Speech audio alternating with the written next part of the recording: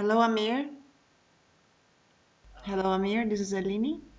Yes, I can. Aline, we think we're about to start. Talk to him in the Okay. chat. We need to be muted now. Thank you. So I believe that we are ready. Uh, Welcome to the ITU Regional Development Forum for Asia and the Pacific 2020. My name is Atsuko Okuda, Regional Director of the ITU Regional Office for Asia and the Pacific. I am the MC of this opening session. It's my pleasure to welcome our honorable guests, experts, and participants from around the world to this virtual opening session of Regional Development Forum for Asia and the Pacific. I would now like to hand over the floor to our moderator, Ms. Doreen Bogdan Martin, Director of the Telecommunication Development Bureau, BDT. Doreen, the floor is yours. Thank you very much. Honorable Prime Minister, Excellencies, distinguished colleagues, ladies and gentlemen, good morning, good afternoon, and good evening. It is a great pleasure to welcome you all to this 2020 Regional Development Forum for Asia Pacific, and more specifically to this opening session under the theme of cross-sectoral collaboration to drive digital development and progress towards the SDGs. This forum provides an important platform to identify regional priorities for digital connectivity and to address questions on how we should be moving forward on achieving universal, affordable, and meaningful connectivity for all. This forum, which is held annually, continues to serve as a very useful platform for sharing strategic orientations and exploring new partnerships.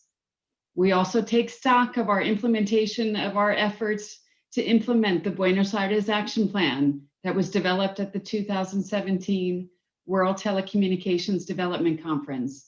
And our discussions here this week will certainly be of great value in our endeavor to realign our work for the Asia Pacific region.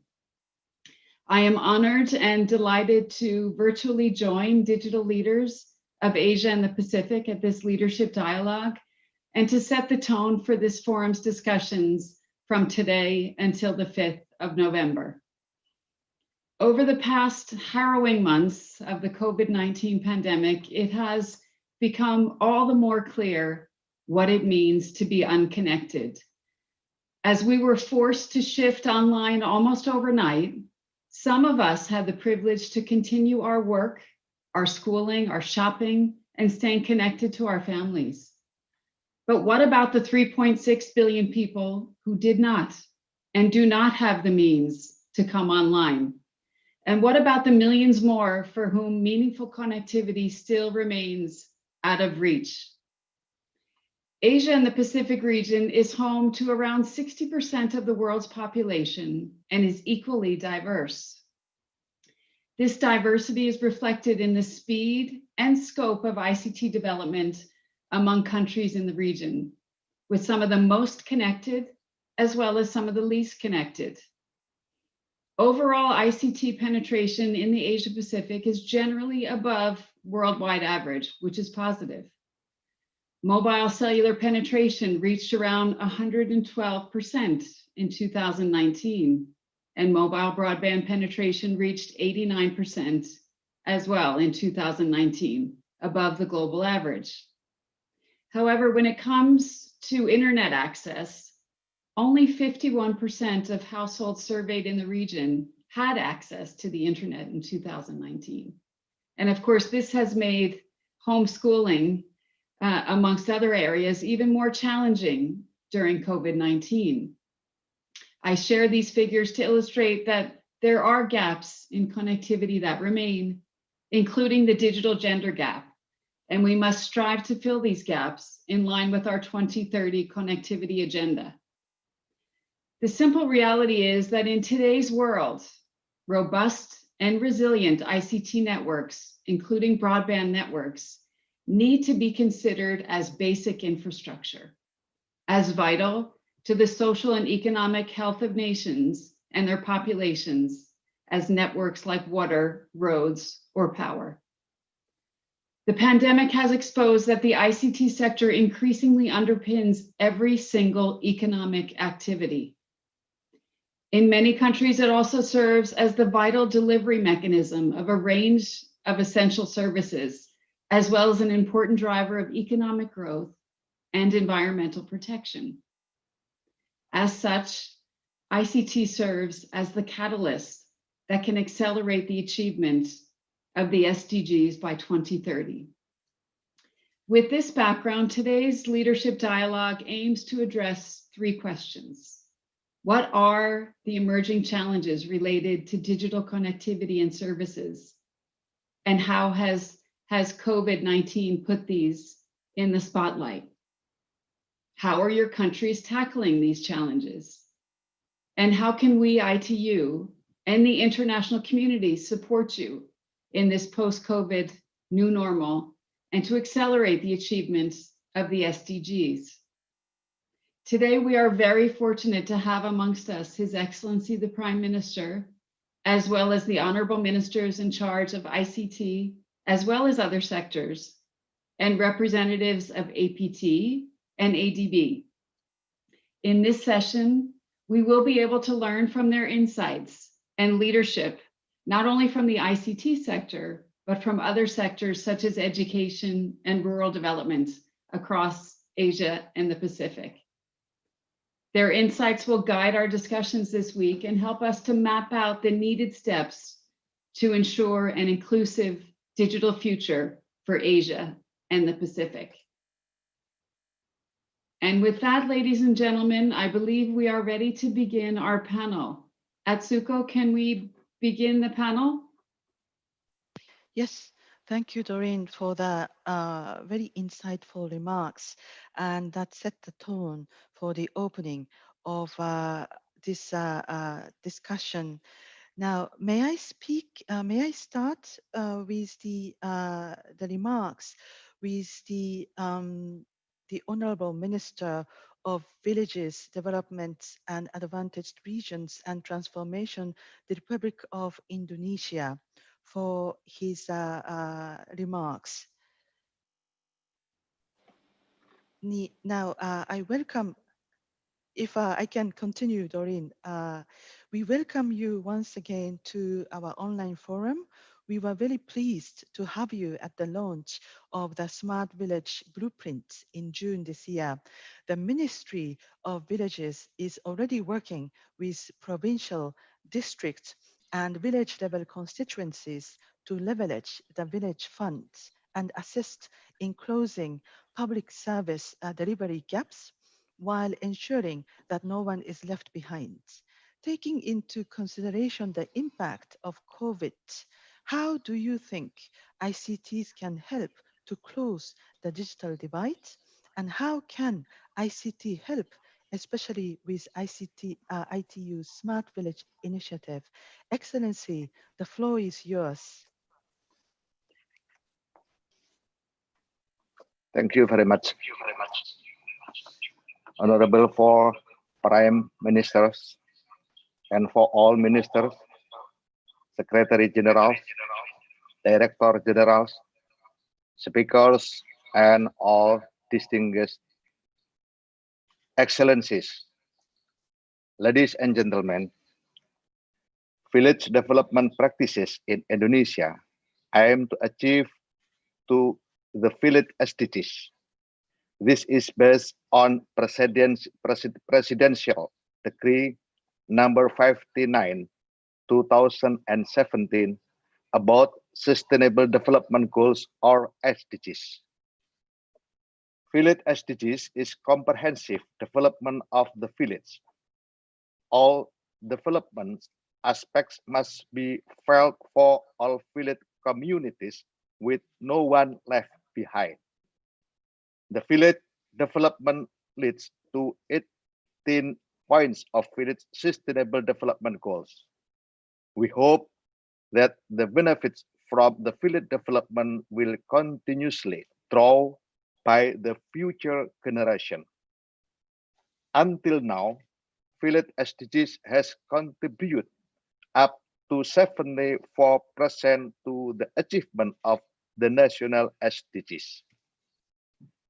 We localize the global SDGs into the village context in order to simplify the campaigns of SDGs, implementation to the Indonesian villages, and also organizing synergy from the center to the villages. Village SDGs will be implemented in 2021 in accordance with the Minister of Village and DDRT Rule number 13, year 2020 concurrent to priority of village fund allocation in 2021. The village SDGs consecutively cover the whole SDGs and will localize properly to the villages. Even we add one another goal to cover and appreciate the existence of Indonesian diversity in a religion, culture, language, custom, which are covered at point 18. The village SDGs 18 also accommodates the local wisdom of the community and the productive village institution.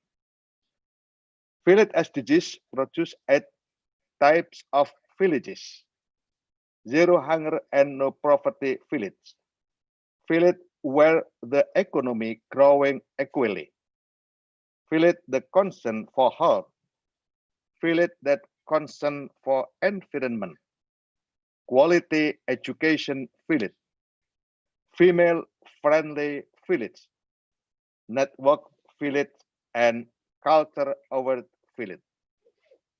The digital village objectives covered in village SDGs point 17, such as building a cooperation between one village with other villages, the third parties and or international institution.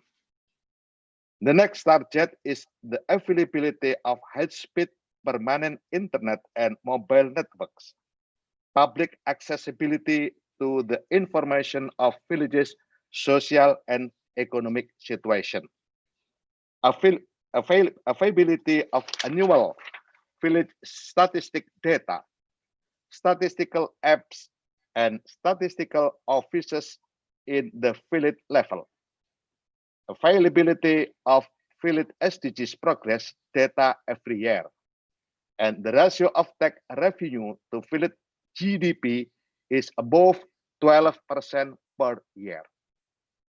Distinguished guests, recently, there are 233 villages that are becoming examples of digital villages in Indonesia. One of them is Panggung Harjo village at Sewon district, Bantul Regency, Yogyakarta province. Following up to the circular letter from Indonesian Minister of Village and DDRT number 80, 2020, the village developed the COVID-19 response application. Furthermore, the villages has built an internal social media that inform the data of rapid test results, positive residents, and residents in the village isolation room. Then the village also developed the Android platform. The Android platform called pasardesa.id as a local marketplace in order to maintain the distance between traders and buyers. The turnover during 13 April to 28 August this year reached 1.7 billion rupiah. Our village development information system always informs the daily basis of the condition of the COVID-19 pandemic from 74,953 villages in Indonesia. The village development information system also records the activities of the village response to COVID-19 to the national level. This monitoring which was followed by handling in the field in villages that needed assistance, turned out to be effective in dealing with the COVID-19 pandemic. Suspected and confirmed cases of COVID-19 in all villages are much lower than nationally. Therefore, villages are the forefront of handling COVID-19 in Indonesia. The improvement of the village information system, which is now integrated with the achievement of the village SDGs, was tested in November to December this year. Daily village government services, village-owned enterprises, BUMDES, and village assistant daily reports fill the village big data. Annual village conditions are reported. Data from the other ministries, the private sector, NGOs, and other countries are also imputed as village data. All data is processed at the Ministry of Village and DDRT using artificial intelligence base.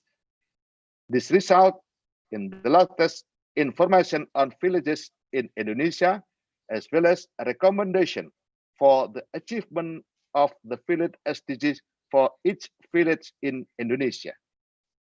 The recommendation must be implemented before the village undertakes other activities or programs. Ladies and gentlemen, international cooperation policy for the achievement of digital village is essentially needed, especially for equipping of digital village infrastructure, such as internet networks, computers, cell phones, and early warning system tools.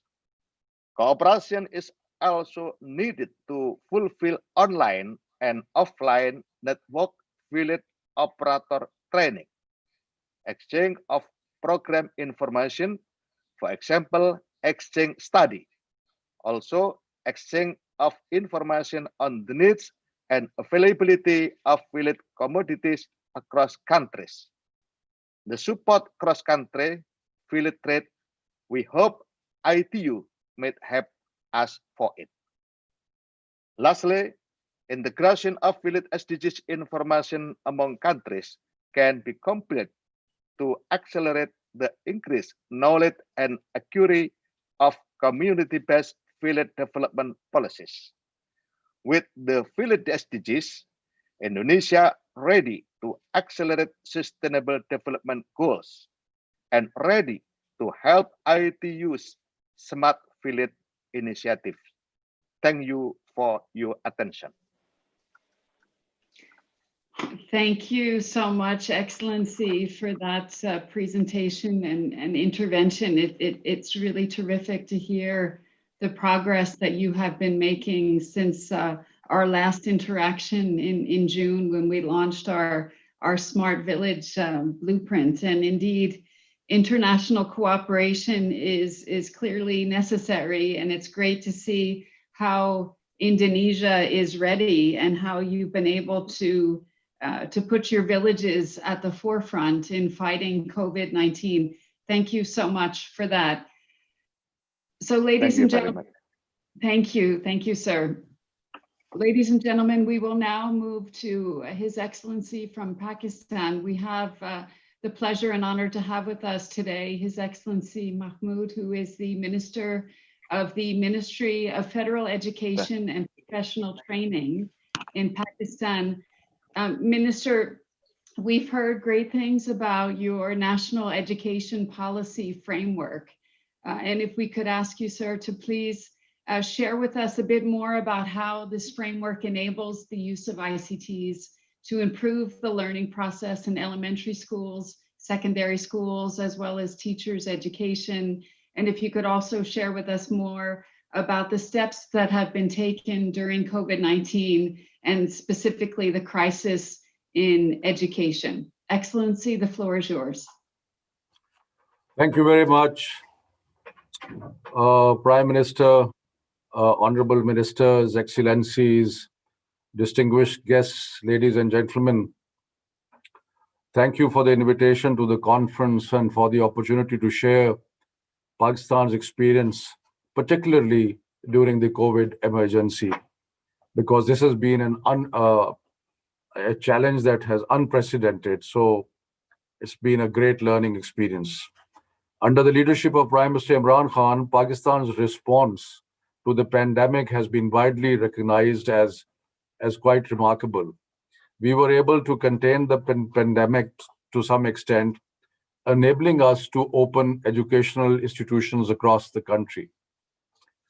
A mechanism of regular random testing at the educational institutes, followed by smart lockdowns and active monitoring for implementation of SOPs, is ensuring safe reopening of schools. However, Pakistan, like the rest of the world, is facing the second wave of pandemic, and there are rising fears of more lockdowns.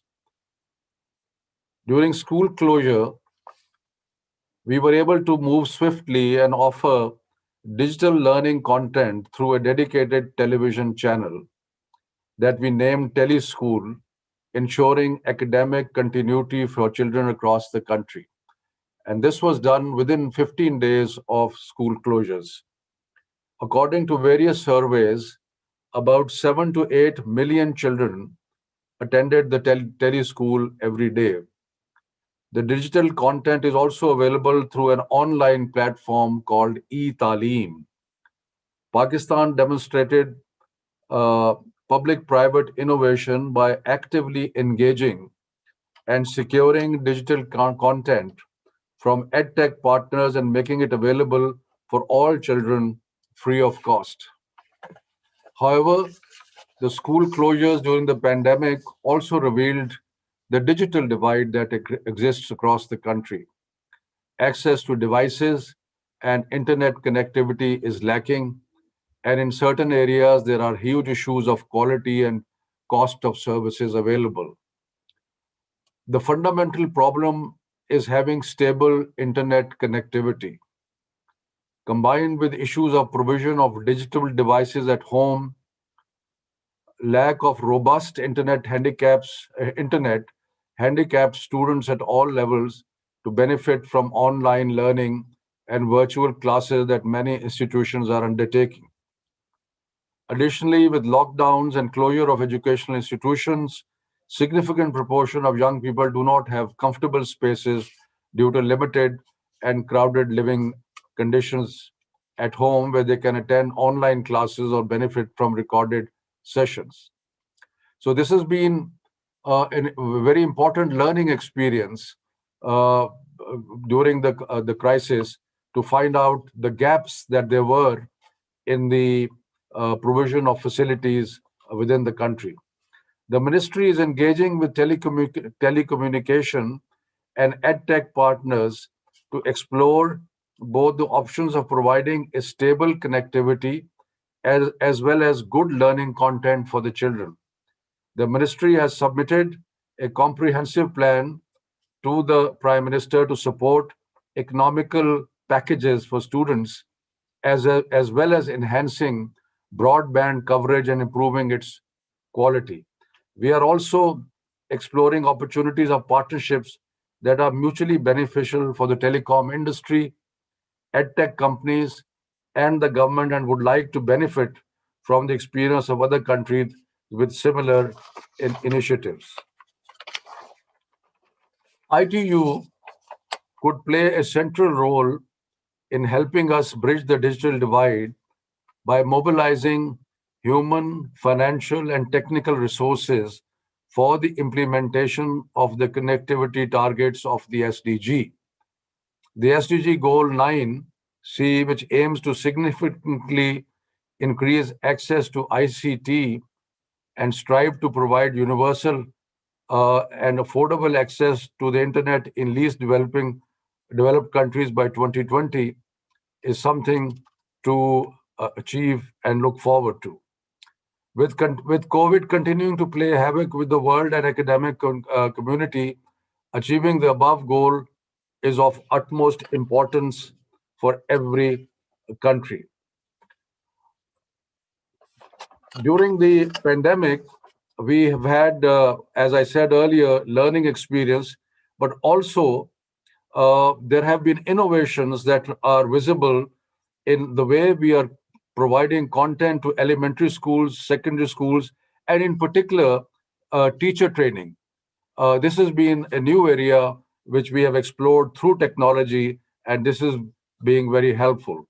So we look forward to the cooperation and support of ITU and look forward to making further, although these are very difficult times, but we hope that in this difficulty, we will be able to develop our distance learning and online learning abilities. Thank you very much. Thank you so much, Excellency, for sharing that experience of Pakistan and some of the innovative steps that you have taken to keep education moving, even through using TV. What a great example to share with us, and also for laying out some of the gaps that you have seen as a result of COVID and its impact on education, from the spaces for children to the cost issues around connectivity, the speed issues, of course, as well as the importance of public-private partnerships, teacher training. You have raised a number of important issues that we will take up this week throughout the forum. We will also hear a bit more later about ITU's work with UNICEF in school connectivity, which I think would be of great interest to you. So thank you so much for sharing that. Thank you very much. Thank you, thank you. Ladies and gentlemen, we're going to move now to Bhutan. I would also like to note that if you have questions, you can feel free to use the Q&A function. You can send comments as well over the chat, and I hope at the end we might have some opportunities to have some discussion if time allows. So now we will move to the minister from Bhutan. We have the Honorable Lianpo Karma Donen Wangdi, the Minister of Information and Communications of the Royal Government of Bhutan. We understand that Bhutan was under lockdown due to COVID-19 until recently. And we would like to hear how your country is using digital technologies to cope with the negative consequences of COVID, as well as what we, the ITU and the international community, can do to help support Bhutan's digital inclusion and transformation. Excellency, the floor is yours.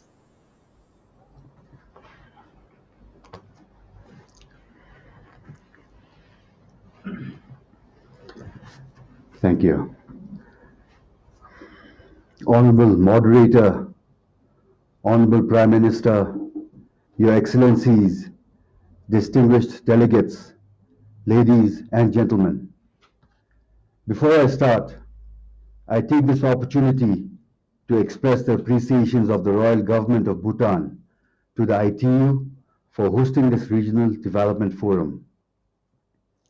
ICT is playing a critical role during this unprecedented time in fighting the COVID-19 pandemic. The Royal Government of Bhutan has prioritized ICT development with a vision and ICT-enabled knowledge society as the foundation of gross national happiness. Bhutan has witnessed impressive progress in the ICT sector, but we have a long way to go still. In Bhutan, we have connected all 20 districts and 200 blocks with high-speed fiber optic networks. The fibers are leased for free to our telcos and ISPs to enable affordable ICT services. As of now, we have 2 telecom operators who have both launched 4G services and 7 internet service providers. In addition, a government network has also been established, which connects all government agencies in Bhutan. The government has also developed and approved the e-government policy in 2018 with a goal to put citizens and businesses at the center of public service delivery to improve the lives of the Bhutanese people. The outcomes, such as convenience, efficiency, and transparency expected from the implementation of and utilization of the e-government applications will contribute to accomplishing the visions and goals of digitalization and also towards achieving the SDGs. The main objective of the policy is to provide clear guidance and ensure that the availability and accessibility of government e-services is available for all. The e-government policy has 8 principles, which all government agencies shall adopt while implementing e-governance initiatives. The 8 policy principles are whole of government, citizen-centric, digital by default, shared ICT assets, single source of truth, information security and privacy, need-driven initiatives, and sustainability. The policy will enable the government to fully leverage on existing and emerging ICTs to increase competitiveness, enhance productivity, improve service delivery, and strengthen good governance in pursuit of gross national happiness. Like any other country, Bhutan is also affected by the COVID-19 pandemic and has implemented all possible measures to control the spread of this virus in our country. The first COVID-19 case in Bhutan was diagnosed in March 2020. However, before the COVID-19 could spread through Bhutan, the royal government, under the guidance of His Majesty, the King, started implementing various measures in all relevant sectors. Since some of our schools are still closed, students in Bhutan are increasingly relying on the mobile broadband network for e-learning, and teachers are also using online platforms to continue education. One of the main challenges for us is network congestion. In order to prevent this, our telecom operators, using particular time slots, have started providing special discount on mobile data packages for students and also revise the mobile data package rates for the general public. Till date, Bhutan has been very fortunate and has not experienced any major complications in the ICT sector due to this COVID-19. In order to tackle the COVID-19 situation in Bhutan, the government has developed several online systems such as the Druk Trace mobile app, checkpost management systems, health facility systems, essential goods monitoring system, quarantine management and security system, and the economic and preparedness system. To further explain a few, the Druk Trace app, which is used for community tracing in Bhutan, uses individual mobile numbers for verification purposes, and only valid Bhutanese phone numbers are accepted for registration. QR codes for public places, transport, events, etc. can be generated through this application, which helps trace individuals in case of community transmission. The checkpost management system was developed to track movements of vehicles and people through the formal entry and exit points. Travelers are required to register their travel details in this system. The health facility system is another online system showing information on a central map-based dashboard regarding the location of all health facilities along with the contact details of the health officials so that the public can easily find the nearest and the least busy health facility. This system is also used by the ground clinic team to register the people as they visit the clinic, to help keep track of the number of visitors and thereby determine the number of health personnel required at individual health facilities. Now, in conclusion, I would like to thank the International Telecommunication Union for giving me the opportunity to participate in this regional development forum for Asia and the Pacific. Despite being a landlocked country, Bhutan has made significant achievements in the field of ICT. But however, in order to further advance ICT in the country, I would like to request the ITU for its continued support in the development of Bhutan's ICT sector. Thank you and Tashidere. Thank you so much, Excellency, for sharing those thoughts and the experience that you have been through in tackling COVID-19. It's great that you also emphasize the importance of eGov and e-government policies and applications throughout COVID-19 and even before. We take good note of those 8 principles that you have outlined, and I think we will also be picking up many of those principles throughout our sessions this week. In particular, your whole of government approach, which is something that we clearly advocate, as well as the citizen-centric, digital by default, needs-driven sustainability. Really great to hear those 8 principles. And as well as the ways that you have managed to deal with network congestion issues to help learners during the COVID-19 crisis. Thank you, sir, for sharing that experience. So ladies and gentlemen, we will now go to Indonesia, but this time to His Excellency, the Minister of Communications and Informatics. We have His Excellency Johnny Gerard Plate from the Republic of Indonesia. We were recently together, sir, at the ITU Virtual Digital World Ministerial Roundtable on the role of digital technologies during the COVID pandemic. Sir, if you could share with us a bit about your universal service programs. We know that you have one of the most effective programs on universal service. Share with us how you've been able to use that program to help in your response to COVID-19. And if you could also share with us a little bit more about some of your infrastructure efforts. I know you have your fiber optic connectivity through Bakti in Indonesia. And we understand as well that you are planning to launch this high throughput satellite.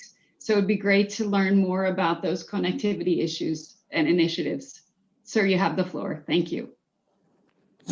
Thank you, Prime Minister, Your Excellencies, distinguished guests, ladies and gentlemen. First and foremost, I would like to thank our moderator, the Director of ITU BDT, Ms. Doreen Bogdan Martin, for her kind introduction. Excellencies, the COVID-19 pandemic has shown the imperative of digitalization, especially in ensuring that governance, economic activities, and education can sustain during this unprecedented time. Not only will it help our economy recover, it will also lead us towards the path of becoming a resilient digital society. The pandemic has also revealed existing inequalities in the digital domain, a challenge Indonesia shares with many countries here. While bridging the digital divide, Indonesia is simultaneously seizing the momentum during this pandemic to accelerate the digital transformation. In doing so, the Ministry of Communication and Informatics of the Republic of Indonesia is prioritizing 4 strategies, focusing on strengthening our digital infrastructure, adoptions of supportive technologies, development of digital talent, and the establishment of proper law to complete the primary regulations.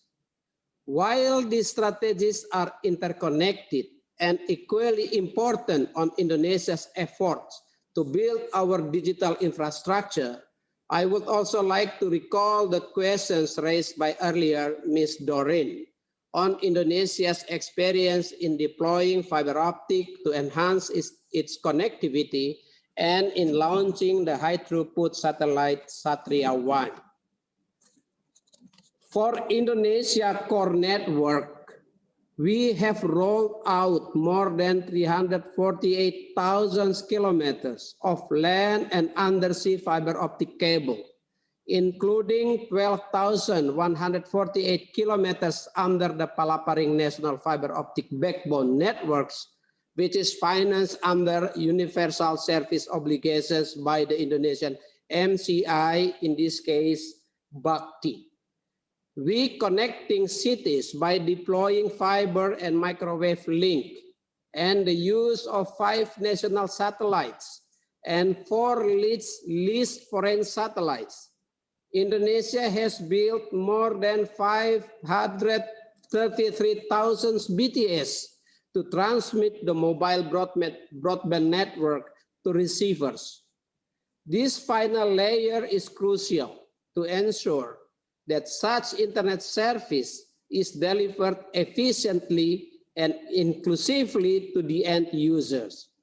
We will continue to deploy ICT infrastructure throughout the archipelago to meet the increasing ICT demand in Indonesia. We are also planning to launch the high-throughput satellite Satya-1 in the 3rd quarter of 2023.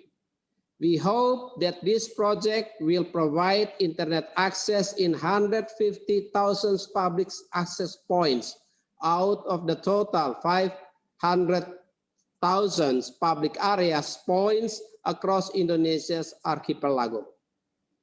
This satellite will have a total capacity of 150 gigabits per second, which will be 3 times larger than those of existing 9 satellites in Indonesia's orbits.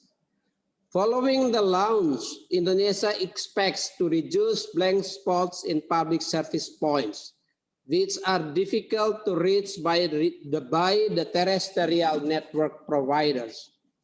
Out of 150,000 public access points, 93,900 points to support the education sector, while 47,900 points to equip regional public services, 7,600 to support other governmental services, including healthcare. Distinguished guests, as directed by President Joko Widodo, the Indonesia's MCI will ensure the sustainability of this project through 3 funding schemes.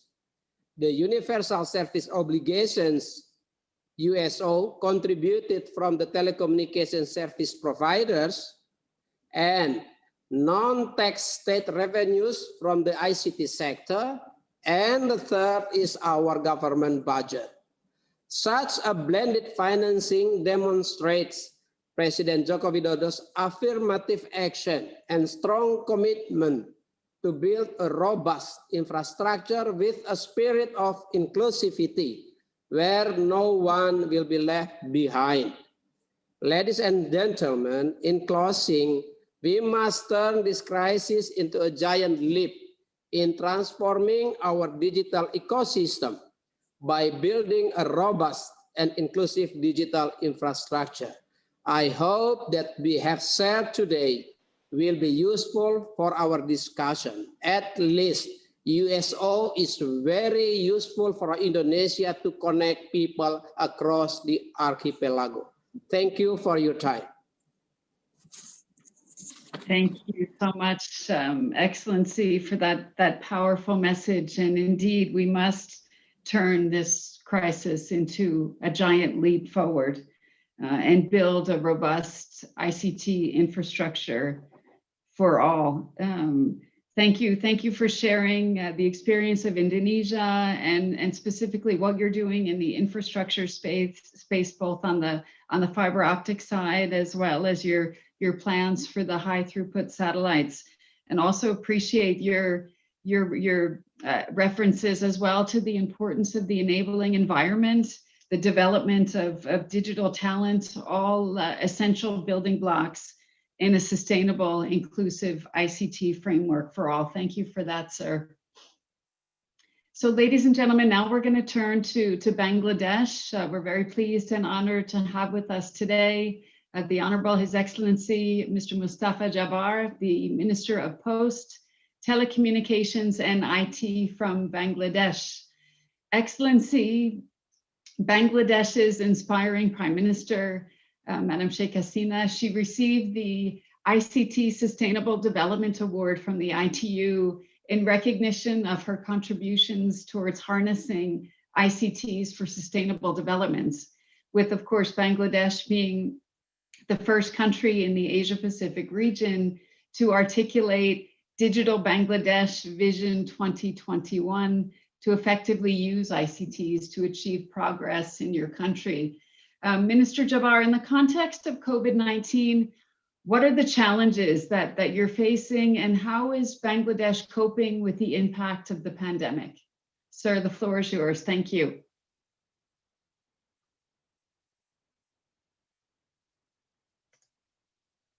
Excellency, I think you're muted, sir. Yes. Right. Please go ahead. Okay. Honorable Prime Minister, ITU Regional Director for Asia and Pacific, Ministers, Excellencies, distinguished delegates, ladies and gentlemen. I'm delighted to participate in this leadership dialogue at the Regional Development Forum for the Asia and the Pacific Region 2020. The theme of the dialogue is very felicitous, and it had been addressed by the United Nations that the pace of progress towards SDGs in adequate to fulfill the ambition of 2030 agenda. The COVID-19 pandemic posed further challenges in achieving the SDGs within due time. First of all, I like to pay my respect to our father of the nation, Bangabandhu Sheikh Mujibur Rahman, on his 100th birth anniversary this year, and also like to express my great happiness on the eve of our 50th year of independence in next year, 2021.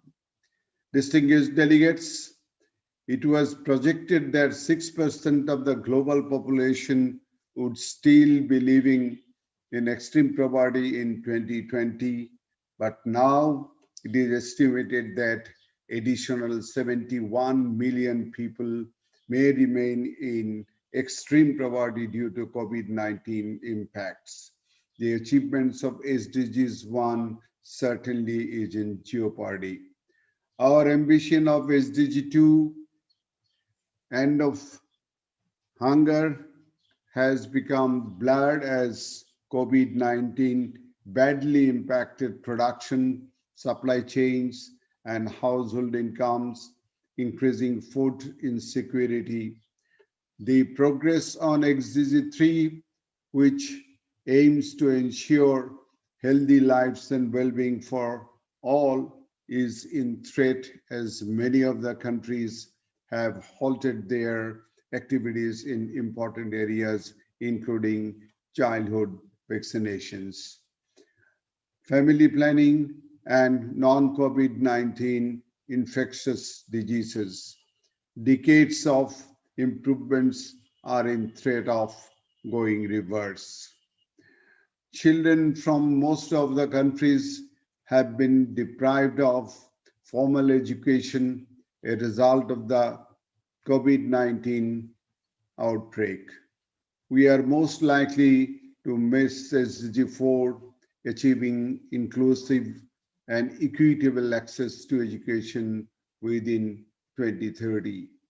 The gender equality goals of SDG 5 are being suffered by the domestic violence, and SDG goal 6. Access to water and sanitation is also affected by the pandemic crisis. Aims towards sustainable and inclusive economic growth, infrastructure development, and energy provision had been deteriorated and imposed negative impacts on SDGs 7 to 9 and 11 to 15. The pandemic triggered a global economic recession that could push millions back into poverty and accelerate inequalities, threatening SDG 10. As countries are struggling to overcome COVID-19 by controlling national borders and trade, which seems to be determined for long-term friendly relationship and international partnership, as well as to the goals of SDG 16s and 17s. However, from Bangladesh point of view, we expect to be in a better position under the leadership of our Prime Minister Sheikh Hasina than many more countries of the world to achieve the SDG goals, even with the COVID-19 disaster, which we have proved with our GDP growth this year. Ladies and gentlemen, we can overcome the situation. The pandemic has already shown us the utmost necessity of being digital, and I would like to promote the opportunities brought by the pandemic. The enabling role of digital transformation is now being felt more than ever before to overcome the SDG shortfalls. Please note that Bangladesh was the first country to declare herself to be a digital nation with Vision 2021, as you have mentioned. Thanks to our Prime Minister Sheikh Hasina for her farsightedness. She has led the nation for digital transformation since 2009, which has made our life easier in this pandemic. Digital transformation focuses on the smart integration of digital technologies, processes, and competences across all levels of society, government, organizations, industry, business, education, and the related ecosystem. Moreover, the fourth industrial revolution led the digital disruption demanding new plans for the future, undoubtedly elevating a knowledge-based, innovative, creative, and digital economy would be the key to equitable, resilient, peaceful, and prosperous future. Ongoing disruptive innovations have already blurred the boundaries between the physical, digital, and biological worlds.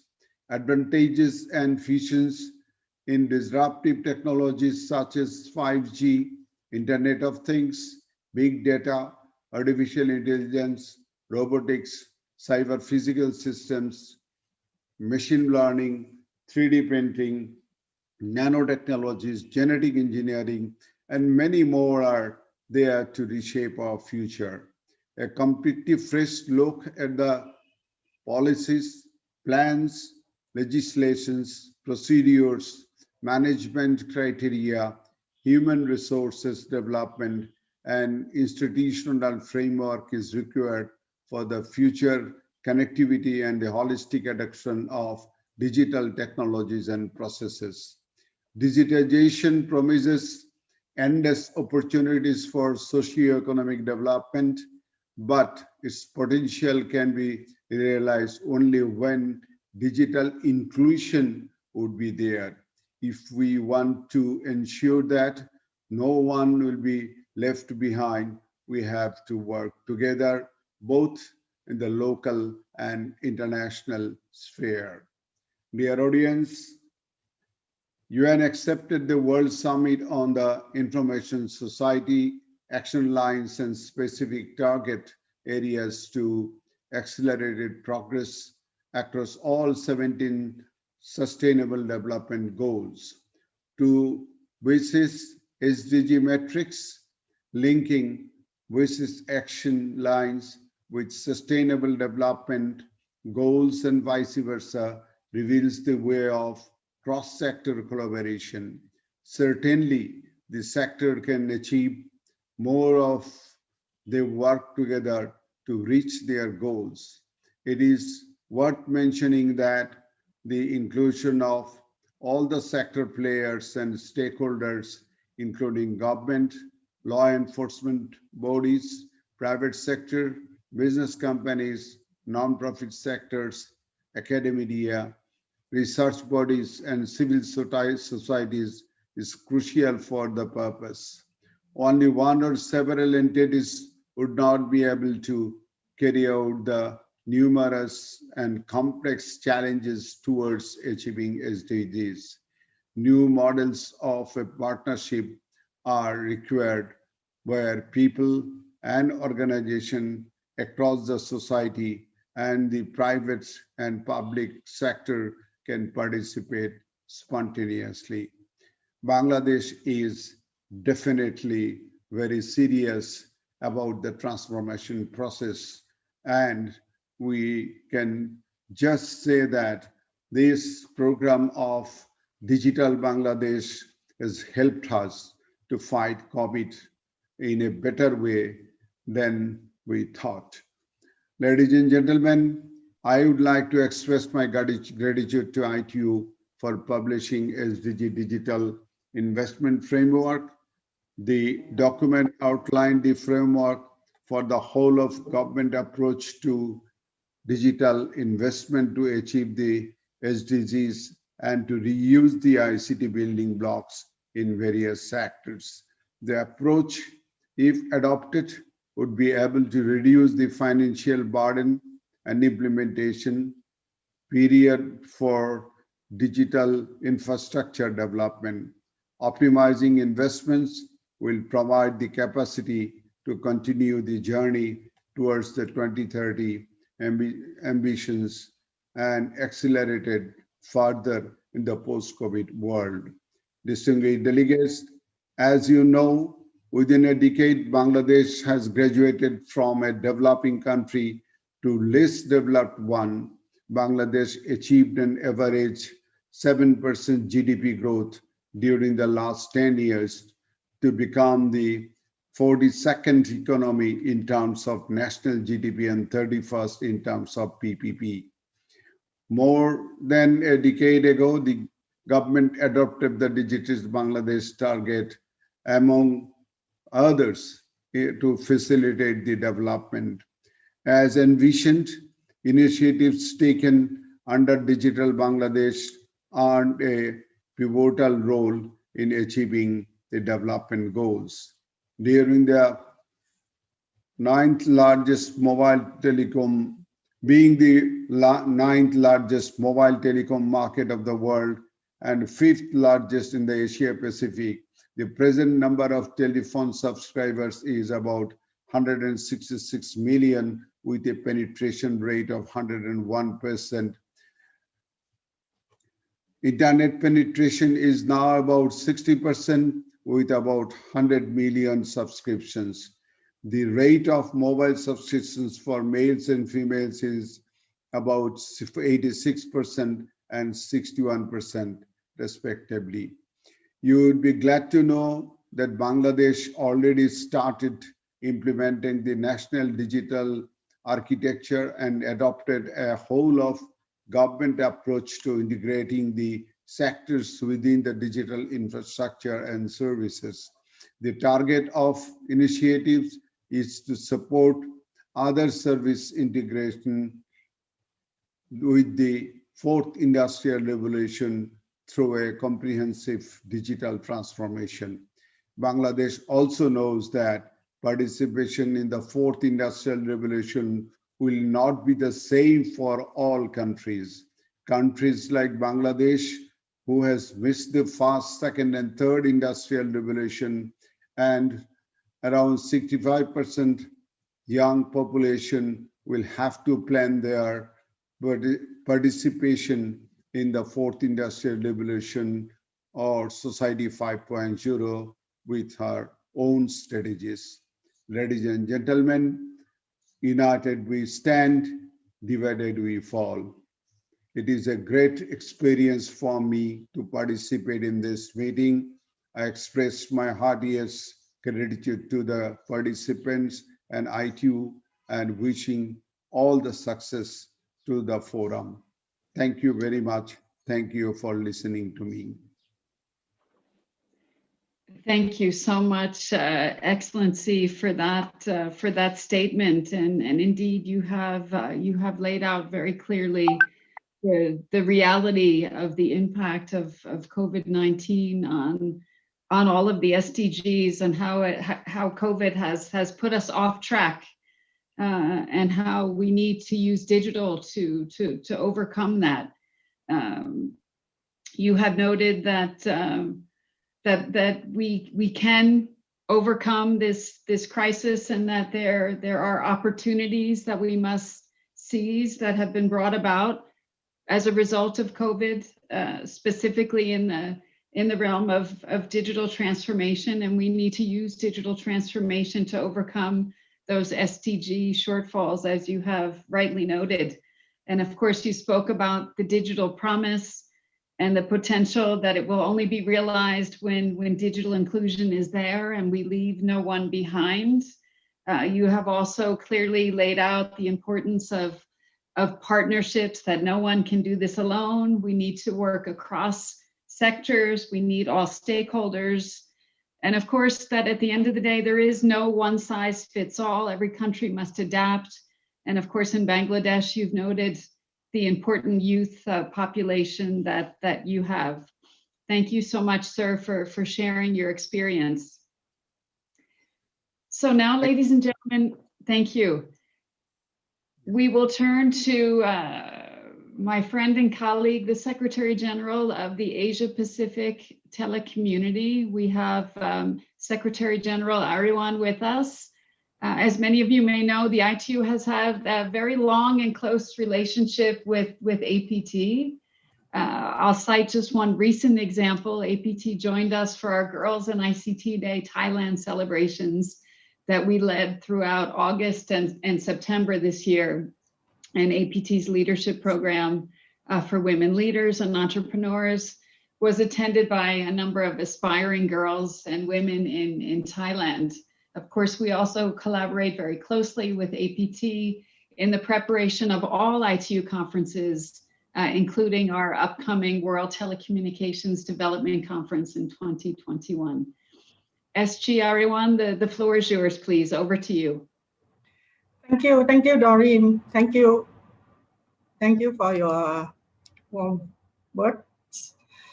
Honorable Prime Minister, Excellencies Minister, distinguished delegates, ladies and gentlemen, good morning, good afternoon, and good evening. First of all, on behalf of the Asia Pacific Telecommunity, APT, I would like to extend my sincere gratitude to Ms. Doreen Bogdan-Martin, BDT Director, for inviting me to join this leadership dialogue. It is truly an honor for me. Over the past decade, the Asia Pacific region, the region of 4.46 billion population, representing almost 60% of global population, has seen substantial growth in ICT infrastructure, access, and use.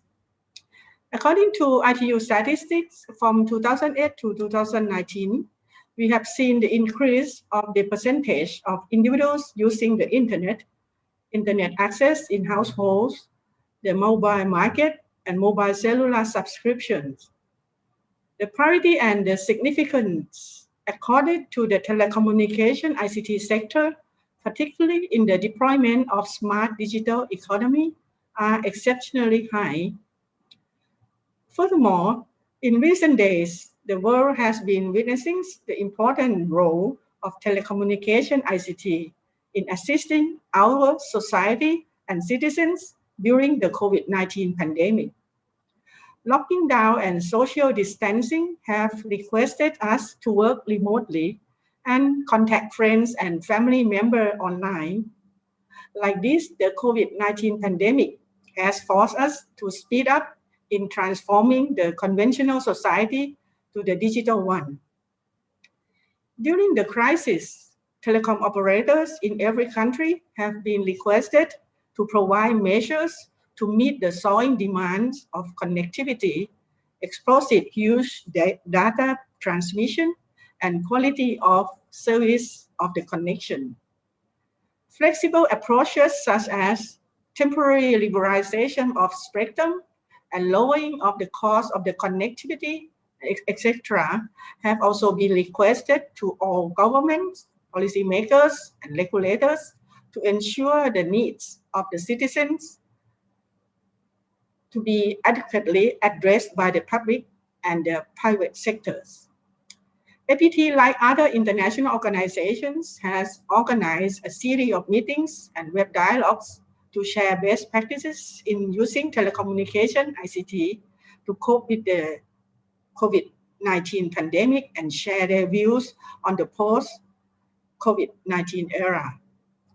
Ladies and gentlemen, we are living and experiencing unprecedented daily lives, and this invites us to enhance collaboration with other non-ICT sectors. The role of telecommunication ICT as a catalyst to achieve Sustainable Development Goals, SDG, is being requested even further and deeper these days. Given this situation, like ITU and other international organizations, APT is keen to work with other sectors. In fact, this has also been guided by the Singapore Ministerial Statement on co-creating a connected digital future in the Asia-Pacific, which was adopted by the Asia-Pacific ICT Minister in Singapore in June last year. Among those priority areas, the Singapore Statement underscores the importance of the platforms and enablers that are to promote the development, interoperability, and adoption of platforms and enablers to accelerate greater take-up of digital technologies and services by governments, businesses, and citizens in building more connected and inclusive digital communities, contributing to the growth of the digital economy. Furthermore, APT members are being requested through the new strategic plan of the APT for 2021 to 2023 to work on promoting the development of national digital government policies, strategies, practices, and activities in collaboration with other or relevant sectors in order to enhance the accessibility and delivery of e-services to the citizens. Therefore, APT plans to provide an open consultative platform for policymakers and regulators, not only in telecommunication ICT sector, but also in non-telecommunication ICT sector. This has also been requested by APT members as a separate action plan. Excellencies, ladies and gentlemen, I'm pretty sure that all of us are familiar with the term of the third wave, coined by Alvin Toffler back in 1980. I wonder how many waves have come up afterwards since then. However, I would say that post-COVID-19 era could be seen as a start of a new wave, no matter which number would be used. Every wave and society has been transformed, such as agricultural society to industrial, industrial to computer, computer to internet, and the new wave would transform the society from contact to untapped society, which inevitably requires the assistance of telecommunication, ICT.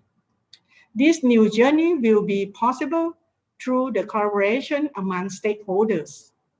APT is committed to continue the collaboration in the region by working together with ITU and by inviting contributions and devotions from our common membership. Thank you for your kind attention. Thank you so much, Secretary General. And indeed, we are living in unprecedented times, as you have noted, and ICTs are certainly a catalyst for our digital future. And in terms of the waves, we certainly hope that the next wave, when we start a new wave, that wave can be one where we have closed the digital divide and we can all be connected, unlike in the current situation. And of course, in that new journey that you rightly noted, that will only be possible through collaboration, and you can certainly count on the close collaboration of the ITU. Thank you, SG. Thank you for that. So ladies and gentlemen, we're now going to turn to the Asian Development Bank, and I'm very pleased that we have with us today Mr. Woo Chung, who is the Director General for Sustainable Development and Climate Change Department at the Asian Development Bank. ITU has been working closely with the ADB on several fronts of digital connectivity, and we're currently discussing how we can together support the Pacific Island countries with connectivity and digital applications.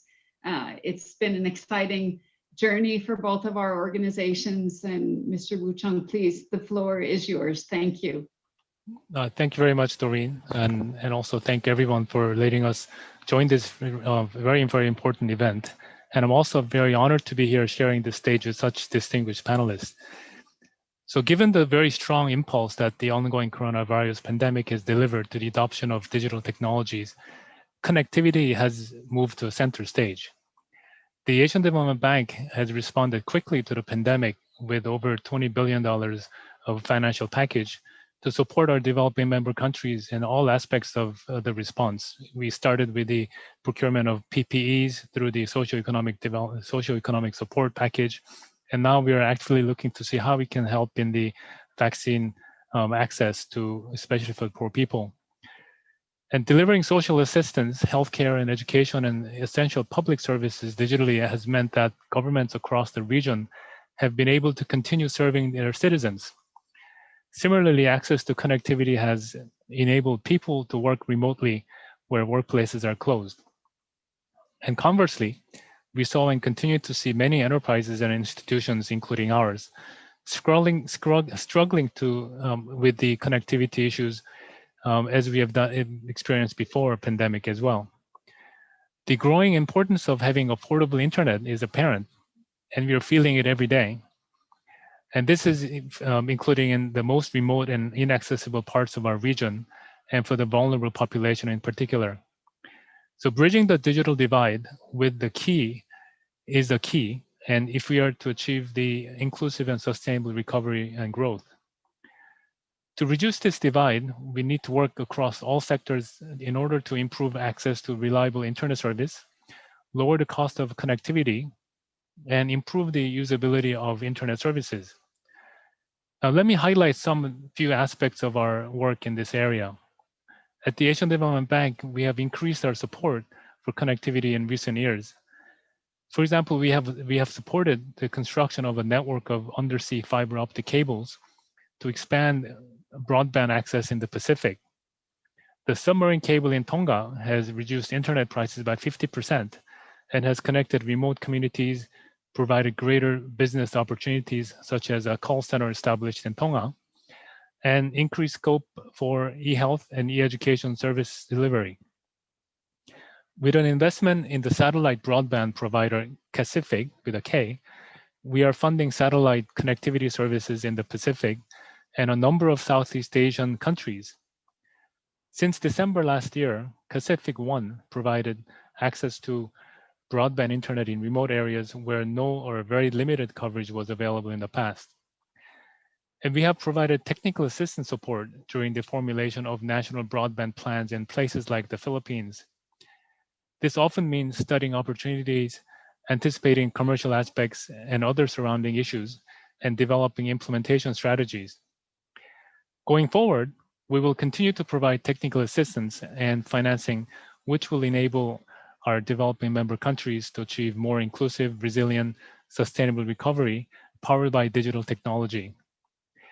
The Asian Development Bank is a development institution, financial institution looking to expand our focus beyond infrastructure. While we do have core capabilities that can be brought to bear, we are also flexing our investment muscle in novel technology spaces such as the satellite broadband investment carried out by our private sector operations team. As I just illustrated, we also support governments of our developing member countries with a wide range of advisory services and institutional building. This includes making sense of the current crisis, designing cross-sector responses, and prototyping digital solutions. Neither governments nor the regional development banks like ADB can do this alone. As with the Sustainable Development Goals, collaboration and innovative financing are going to be the essential part to mobilize enough resources. We are currently reviewing each sector, like transport and energy and others, to identify opportunities that ADB can further support our developing member countries to build smartly with the use of digital technologies. This means that we would like to hear from you, listening to emerging investment priorities, policy frameworks, novel technologies, and novel business models that will help us close the digital connectivity gap together. Considering how long it usually takes an institution like the ADB to shift course, this year has been an incredible display of agility. We are very aware that we are at the crucial moment in a socioeconomic history of our region, with amazing potential to readjust our investment portfolio and set course to a more prosperous and sustainable Asia-Pacific. Inclusive and impactful development partnerships are therefore high on our agenda. And I'm therefore delighted to have the opportunity to increase collaboration between you and the ADB in this forum. And we look forward to working with many of you. So once again, thank you very much for giving me this opportunity to share our perspectives. And we want to hear from all of you today. Thank you very much. Thank you so much for that. So ladies and gentlemen, you heard our friends at ADB want to hear from you. And as you noted, of course, bridging the digital divide is going to be key, and we need to work together for inclusive recovery powered by digital technologies. Collaboration is going to be essential. We've heard that from a number of our distinguished ministers this morning. Innovative financing is also going to be key. We know that business as usual is not going to cut it this time around. And we note that COVID has sort of forced us to be more agile. So let's use that as an opportunity. And I encourage participants and our distinguished guests today to please be proactive and let's make your voices heard to ADB and to others. So ladies and gentlemen, I see we have two questions that have come in on the chat. We have Philomena from AIBD, and we also have Mina, my friend from FAO as well. But before we turn to questions, I would like to invite our final panelist. It is my great pleasure to invite His Excellency, the Prime Minister of Vanuatu, Mr. Bob Logman Weber. I would like Prime Minister first to express my gratitude once again for hosting us last year at the Global Symposium for Regulators. It was the first time the Global Symposium ever took place in the Pacific, and I personally had the privilege to visit your lovely country, your lovely islands. Those memories are still fresh in my mind, as well as many other colleagues that were with us. Despite the challenges that the geography and natural disasters pose, including, of course, recent devastation by Cyclone Harold, we are very pleased to witness your country's commitment to use digital technologies for development and to embark on smart initiatives that can have a positive impact on the lives of your citizens.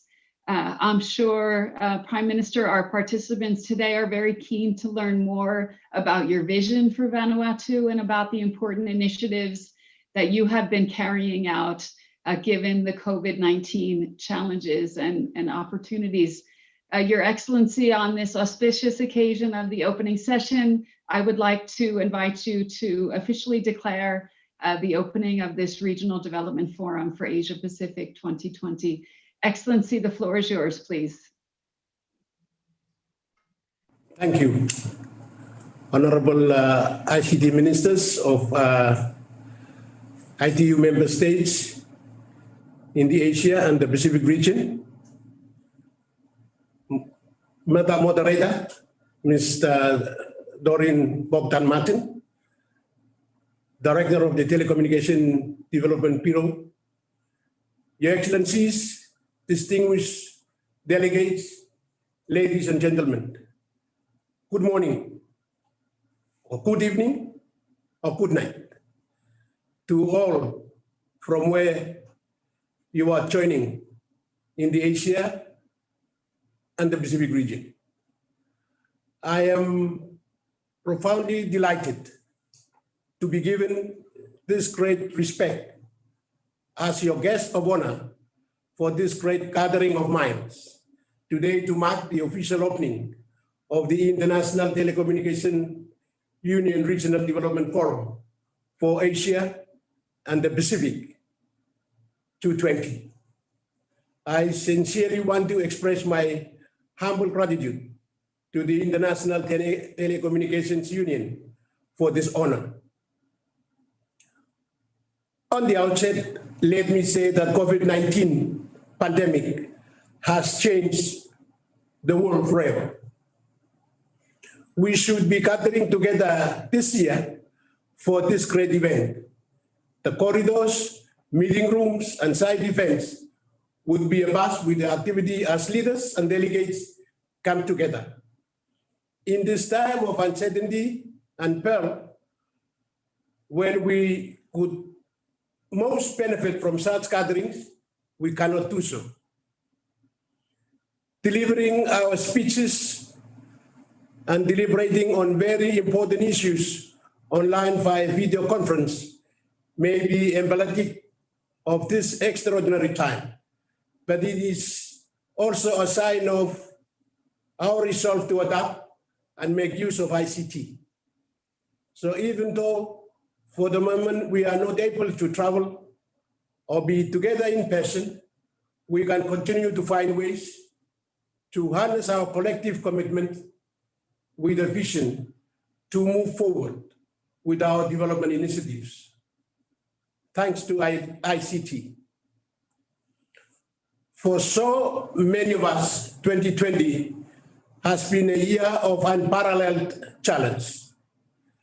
COVID-19 has unleashed a complex web of health, economic, and social issues that have surely tested government, businesses, community systems. The pandemic has exposed existing vulnerabilities and alerted to us the threats of new ones. We are seeing it exacerbating the already unacceptably high rates of inequality. For the Pacific, it is in addition to our already increasing shared and common challenges of climate change, international connectivity, and so forth. Platforms like the Regional Development Forum provide an opportunity for high-level dialogue between the International Telecommunications Union and decision makers of ITU member states, sector members, as well as other stakeholders. Platforms such as gathering of great minds, whereby we assess strategic orientations that need to be made in order to narrow the gap of the haves and have-not. Therefore, we look forward to the outcome of our deliberations in these 4 days. My government came to power when COVID-19 was spreading across the globe as a wildfire. Borders are closing down, and the normalcy of doing business was dramatically impacted. Our economy was showing signs of retraction. Additional to that, we have a Category 5 tropical cyclone Harold that slashed through the top center of Vanuatu. In the Pacific region, tourism and agriculture are major economic drivers. With the borders now closed and travel restrictions, we see the need to look no further but within our borders to find solutions to sustain and grow our economy. But of course, for small island states, where our tiny islands are separated by water, it is far more challenging to extend services to all communities, especially those in our rural communities, where a vast majority of our population lives. Many Pacific islands, including Vanuatu, have benefited from the Pacific satellite connectivity and development of emergency telecommunication project. Our archipelagic state has posed many challenges to physically connect all islands through submarine cable or microwave links. We are grateful for such a solution that shows there is hope for connecting the unconnected in the most remote communities of Vanuatu. With this project, satellite connectivity through VSAT is seen as the most feasible solution to our connectivity challenges, and including natural events like cyclones. The fact that our economies are dispersed due to our archipelagic state, there is more stress to already a stretched basket to financially sustain the connectivity in the standpoint of our rural remote communities. But I believe that in such gathering of like-minded people, we can identify sustainable approaches that provides opportunities that can help our communities to sustain those type of community projects which are beneficial to all members of our communities. With borders being closed, we have to look internally, and this government is a strong promoter of developing agriculture sector, fisheries, livestock, and forests, the productive sector. Our challenges are finding the sustaining approaches to ensuring that farmers and fishermen have the right kind of information on time that helps them to use the right farming or fishing techniques, preservation techniques of their produce to sustain the quality until they reach their markets, be able to ship the produce using a reliable shipping service during a perfect weather to the market. Clinics in the remote communities be able to track their medical orders, schools be able to connect with students, and so forth. These are really small, but make a big difference in the lives of our rural communities. The current collaborative work that Vanuatu is engaging on with ITU to design and develop a digital government plan, master plan, and smart island for Vanuatu is already showing light at the tunnel. And we are pretty sure that very soon we will reap the benefits. On behalf of the government and the people of Vanuatu, we are grateful and look forward to the full roll out of the project through Vanuatu, and most happy to share with our colleagues in the Pacific region and elsewhere. We acknowledge also the fact that with the assistance of the Asian Development Bank, who has positively indicated its position to work with ITU and Vanuatu on the Smart Island Initiative, and I will make sure that we facilitate the engagement. We encourage all other development partners and donor agencies to participate in sustainable solutions as such to push community participation and part of our nation building in these challenging times. cyberspace is an intrinsic part of the development of any country. As more and more people are connected, we need to ensure that the internet is safe and hygiene for all, citizens, residents, and businesses. Therefore, it is our intention to pass in the coming Parliament session Vanuatu's Cyber Crime Bill of 2020, following our launch of our National Computer Emergency Response Team 2 years ago. As part of our collaborative efforts with ITU and the Ocean Cybersecurity Center in the area of cybersecurity capacity maturity model assessment in March of 2019, it has now resulted in a soon-to-be launched National Cybersecurity Strategy 2020-2030. The strategy is a plan of action designed to improve cybersecurity and resilience of Vanuatu. It is a mixture of high-level top-down and bottom-up approach to cybersecurity that establishes all range of national objectives and priorities that will be achieved for Vanuatu from 2020-2030.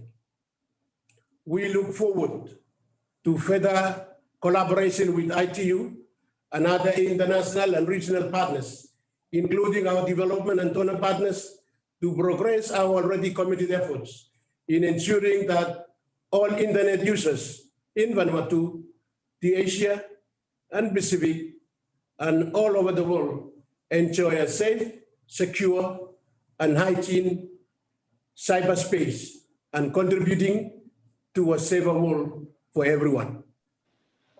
COVID-19 has further deepened the inequalities and magnified the impact of digital divide. In these 4 days, many of you who are experts in your field of work will share your experiences regarding some very important work that you have all done to ensure our region is connected and services to citizens can be delivered in real time. I am sure there will be intense discussion. But the big question I want to pose to us all today is, what is the new normal post-COVID-19? I wish you all a great success in your deliberations in these 4 days and look forward to seeing the outcome of this forum. With the honor given to me, I now declare the International Telecommunications Union Regional Development Forum for Asia and the Pacific 2020 is now officially opened. Thank you for listening.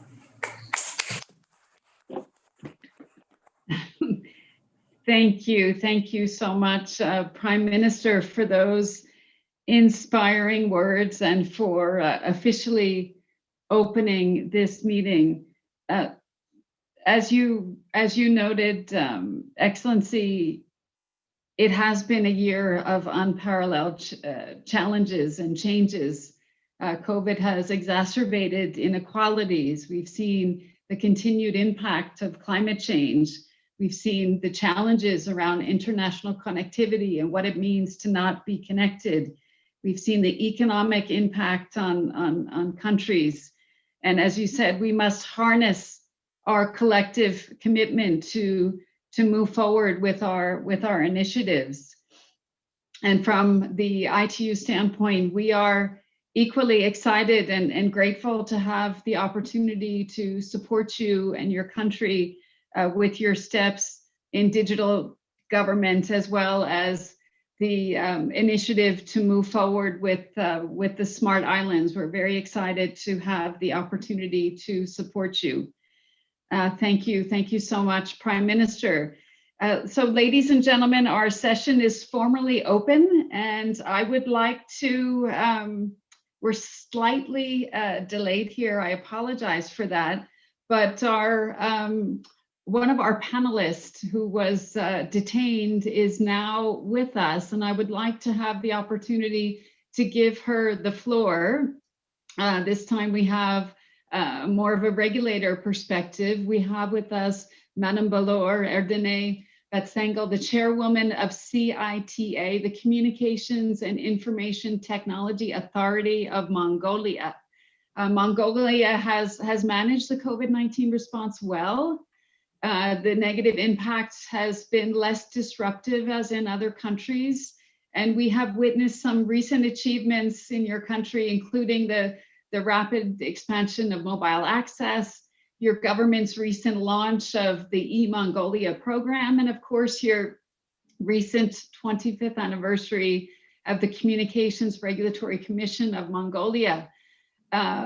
If we can turn to you, Madam Chairwoman, for a brief intervention, please. The floor is yours. Thank you. Thank you, Ms. Darin, and I'm so sorry for joining very late. I was called at this emergency meeting at the cabinet. Distinguished excellencies and ministers, ladies and gentlemen, it gives me great pleasure to attend this leadership dialogue of the Regional Development Forum of Asia Pacific region. On behalf of the government of Mongolia, allow me to express my sincere gratitude to the ITU as well as the Regional Office for Asia Pacific for facilitating this dialogue and giving the platform for Asia Pacific countries to come together during this difficult global crisis time. As mentioned by Ms. Darin, thankfully with quick responses and effective measures from the government, Mongolia has avoided COVID-19 successfully and its local transmission of COVID-19 in Mongolia, and has been working tirelessly together with ICT and other sector partners to keep the situation under control. Now more than ever, the technology must ensure that everyone can access the information they need. COVID-19 is the first pandemic in human history where technology is being used on a massive scale to keep people safe and connected while being physically apart. Therefore, Mongolia attached great importance to digital transformation in its socioeconomic sectors. We want to make sure that the benefits of digital transformation are fully realized by the citizens and companies. We are improving current capability of ICT infrastructure with high speed and secure network to narrow the digital divide between urban and rural areas of Mongolia. Currently, 97% of the villages of Mongolia have fiber networks, and Mongolian 4G network covers more than 90% of our population. Now in rural areas, 100% of the administrative villages have mobile broadband coverage. Furthermore, the government of Mongolia is paying great attention to connect all the schools to the fiber optic network, especially during this pandemic. And more than 50% of the schools are already connected now. In order to enable all students and children to acquire necessary knowledge, at the beginning of the year during quarantine, the Ministry of Education launched on science lesson portals with mobile free access, which also available on all the TV channels and VD services. Since data usage is very high demand during the quarantine, telecom operators offer discounted data services and flexible payment for their subscribers. Besides, they also cut their tariff on international calls and provide free Wi-Fi access for hospitals in front of the lines and also front lines. Various banks and mobile operators encourage mobile money usage for local transaction and payments. All government organizations start to exchange documents by using government ERP system, which allows work at home for public sector employees. Besides of actions of ICT sector, Mongolia has a strong political leadership in accelerating digital development. For example, the parliament established standing committee on innovation and digital policy for the first time in Mongolian history. As well as there is a working group on National Committee on Digital Development under the government cabinet secretary of Mongolia. Furthermore, Mongolia has approved its long-term policy, what we call Vision 2050. And Vision 2050 is one of the most fundamental document for us, which is to create good governance through digital development. And within this goal, the government has launched e-Mongolia from the 1st of October last month, and we already have about 200,000 users. So e-Mongolia is an online platform of the government which provides public service. So people don't have to go to public service offices and queue in the office. We believe it's a good action that we took to avoid local transmissions of the COVID-19. And currently we have about 181 government services available on e-Mongolia platform, which are most highly demanded services by the citizen. Considering that since launching e-Mongolia, it has been only a month, and that is already we already have about 200,000 users. However, we still have gap in information access and digital divide between people in the urban area and also in the rural areas. Especially, we need to promote ICT usage and improve digital skills of all society groups to bridge inequalities and gaps, especially in education. Online services such as telecommunications or financials are more accessible and usable, but there is also a need to accelerate the digital transformation of other economic sectors, such as mining, agriculture, and energy, given these are Mongolian main economic sectors. And as a result of as a result of new regulation to provide integrated and planned digital development policy in law on communications amended in last year, and we were able to coordinate all the government-funded ICT projects and programs cross-sector. I also would like to express my sincere gratitude to ITU and FAO for their successful implementation of pilot project to develop national strategy document on e-agriculture. We also have been working with Ministry of Agriculture and the World Bank on digital agriculture starting from this month. I am very confident that working together and sharing experiences with all the countries in Asia Pacific region, not only one country within its territory, but will take us one step closer to the achievements of SDGs and regional digital transformation, as well as to overcome with minimal harms during this pandemic. Thank you very much, and I wish to thank you, ITU, for the opportunity to take part in this dialogue. And I'm very sorry again for joining late, and I would be very happy to work with you in the future. Thank you very much. Thank you. Thank you so much for that, and really pleased that you were able to join us, and thank you for sharing the experiences of Mongolia, the e-government work, the work in schools with education, and of course your Vision 2050, and we look forward to continuing our close working relations. Ladies and gentlemen, we did have some questions come in. Unfortunately, we are out of time. I noted there was a question about 2 or 3 priorities with whole of government approach. There are some questions about specific connectivity initiatives to get to the rural remote areas, as well as 2 points on the digital gender divide. So I note those and invite my colleagues to make sure that we pick up on those points throughout our discussions during the rest of the week. And so with that, ladies and gentlemen, I do want to thank my distinguished panelists, the honorable ministers, of course, His Excellency, the Prime Minister. I thank you all for underscoring the importance of connectivity for all and the need to cooperate to achieve a sustainable and meaningful digital future for all. I would like to express my thanks to all of the participants.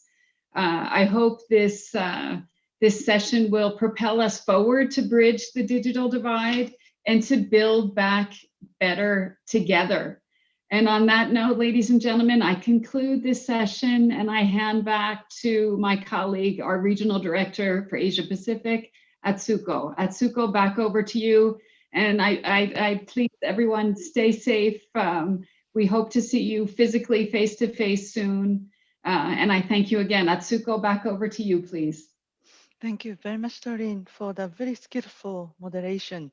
And thank you again, honorable ministers and Your Excellency Prime Minister, for opening the RDF. So we will try our best to until the successful conclusion this week.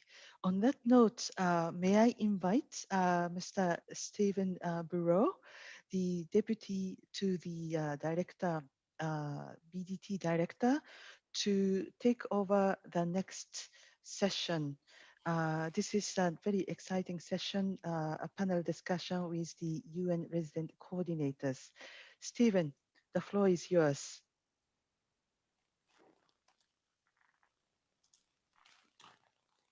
Good morning or good afternoon to everyone. I trust everyone can hear me well. Welcome to the first session of this Regional Development Forum on ICTs to deliver SDGs as One UN. I'm delighted to join everyone in the Asia Pacific region. Wish I could be there physically, but the pandemic has us all working virtually, which is fantastic also. So we're delighted to welcome distinguished experts and participants from Asia and the Pacific and around the world to this session, which will cover the critical role played by the UN resident coordinators in supporting member countries with ICT and digital technologies and accelerating the achievement of the SDGs while responding to and recovering from this pandemic. A key pillar of ITU's strategy for delivery of meaningful connectivity in support of SDGs is our partnerships, and our most critical partners are those we have with agencies in the UN system. We in the ICT community don't often have an opportunity to interact directly with the heads of our UN country teams to hear their views and insights in supporting countries' overall socioeconomic development. So I hope you're as excited as I am to hear from our UN RCS and to explore how best we can support UN country teams and governments at the national levels. So on that note, please join me in welcoming our panelists today. Ms. Geeta Sahrawal, the UN Resident Coordinator in Thailand. Ms. Valerie Juniant, UN Resident Coordinator in Indonesia. And Mr. Julian Harnis, UN Resident Coordinator in Pakistan. I believe there's a desire to do a group photo, so I don't know if we can all turn our cameras on so that we can have the panel photo taken.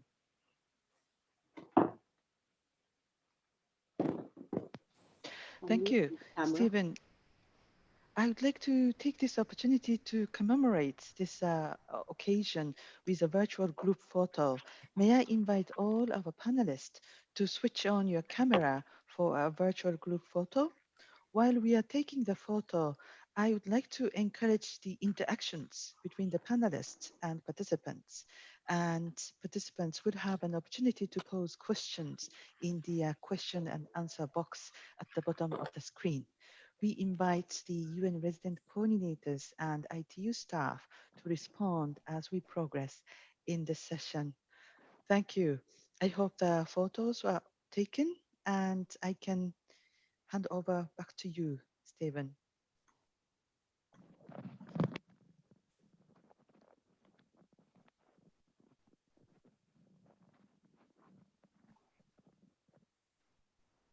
Thank you. Let me just, I understand my sound might not have been perfect, so I get to look like a pilot for the rest of the panel session. So again, good morning, everyone. I take this opportunity, as you know, as we all know, the COVID pandemic, because of the pandemic, people in governments have recognized the importance of digital connectivity and digital technology. Under the COVID lockdown, schools, offices, and governments were closed, and a number of services and functions have been shifted from offline to online platforms. We may now be going into another phase of lockdown in many parts of the world. And so as many people have lost their jobs due to lockdown, there are also new business opportunities emerging in e-commerce, digital government, and e-agriculture, to name a few. The shift has had a tremendous impact on the way that the UN coordinates among agencies. Before I ask specific questions, I'd like to invite the three resident coordinators to introduce themselves and to tell us what are the main socioeconomic challenges that your offices are currently addressing in the respective countries. This will give us a bit of a context for the specifically ICT focused part of the discussion. So I'd like to start with Ms. Geeta Sabrawal, the UN resident coordinator in Thailand. Geeta, the floor is yours. Thanks, Stephen, and thanks to Atsuko as well for the invitation to join this panel and for organizing the Regional Development Forum to discuss synergies that digitization can bring to bear in achieving the SDGs. It's a very important conversation to be had during these very unique times in the world. All evidence suggests that the pandemic will impact the SDGs in Thailand, but does not have to, especially if we collectively leverage the mega trend of digital technology and innovation to sustain and maximize development gains while building back better. Although Thailand became the second country to confirm COVID-19 case, the country has shown national resilience to cope, adapt, and transform to turn this crisis into an opportunity. It is the first country that has assessed its response and how to improve it, including strengths within the public health system, civil society, and government. I will talk about this a little later in my intervention. Let me now briefly set out the key socioeconomic challenges that the country faces due to the pandemic and highlight how UN has used digital technology to strengthen innovation in its response plan. The first challenge, as all of us would have guessed, relates to economic growth and vulnerability. The economy in Thailand is expected to contract by over 8%. At least 7.5 million jobs are likely to be disrupted. Middle class will contract by 12%. Working poverty will rise by 14%. This is going to have knock-on effects for those working in the informal economy. 8 in 10 farm households are seeing a drop in income. Household debt, which is amongst the highest in the region, is rising, which is going to challenge vulnerable households to service their debt payments and is going to impact macroeconomic stability. SMEs, especially the small and low-tech firms, which form the backbone of Thai economy, have seen extreme revenue losses due to a drop in demand and disruption of supply chains. However, it's worth noting that over the past month, we are beginning to see the first uptick in demand across some of the targeted sectors, especially electronics. So as the UN, we are working in partnership with SMEs to transfer green technologies to support a green recovery. At the request of the government, we are monitoring the fiscal stimulus package to understand the impact on job creation and reviving local economies.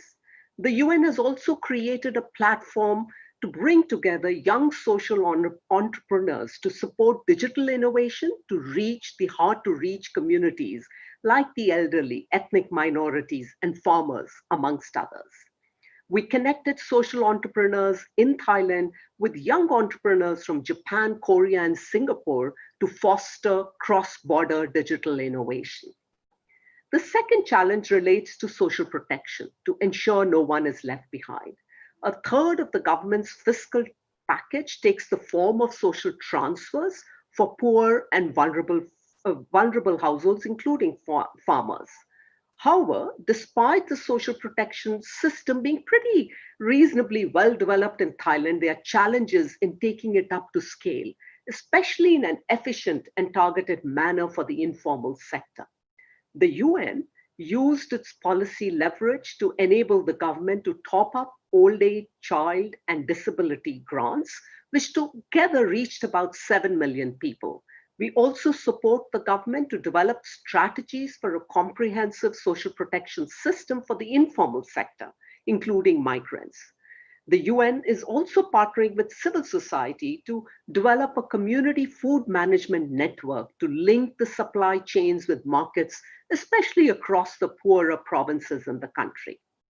And the last challenge that I'm going to pick up relates to social impacts of the pandemic. It is estimated that 13 million students have been affected by school closures and delays because of the start of the delays in the start of the new academic year. Migrant children face greater risks of being excluded from the education system, with learning centers unable to meet physical distancing criteria. Mental well-being has been impacted, with young women and elderly men most affected. In fact, data suggests that we've seen an increase in suicides and gender-based violence. As the UN, we are partnering with the government and Facebook to use social media to amplify messages and raise awareness on GBV and mental well-being. We've reached about 21 million people across the country as part of a first phase of a partnership. The second phase of this campaign is starting as we speak. We're also supporting government to monitor gender-based violence through its hotline, provide psychosocial counseling, and respond comprehensively to cases of intimate partner violence. So let me conclude by saying that UN Thailand is focused on supporting a green recovery using its policy leverage to advance social protection mechanisms for the informal sector and digital technology, which I want to talk more about in my next intervention, to develop new models of service delivery. I'm going to stop here and hand it back to you, Stephen. Over to you.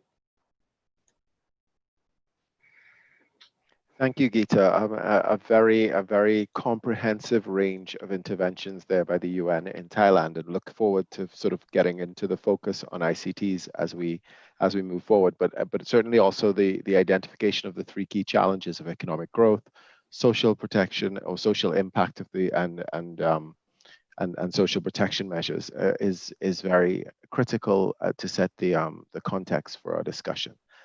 So now I'd like to invite Ms. Valerie Juliand, the UN Resident Coordinator in Indonesia, to make her interventions on the same question in terms of setting the context. Thank you very much, Stephen. I hope you can hear me well. And thank you for inviting us, the RCs, to discuss on this occasion. We believe it's a very important topic. But what is interesting after listening to Geeta, and I must say, you could have invited 20 of us resident coordinators. I'm sure we would have come with the same challenges, because actually what is very interesting is that COVID has somewhat erased the differences between countries, bringing to the fore the fact that social issues are actually so important.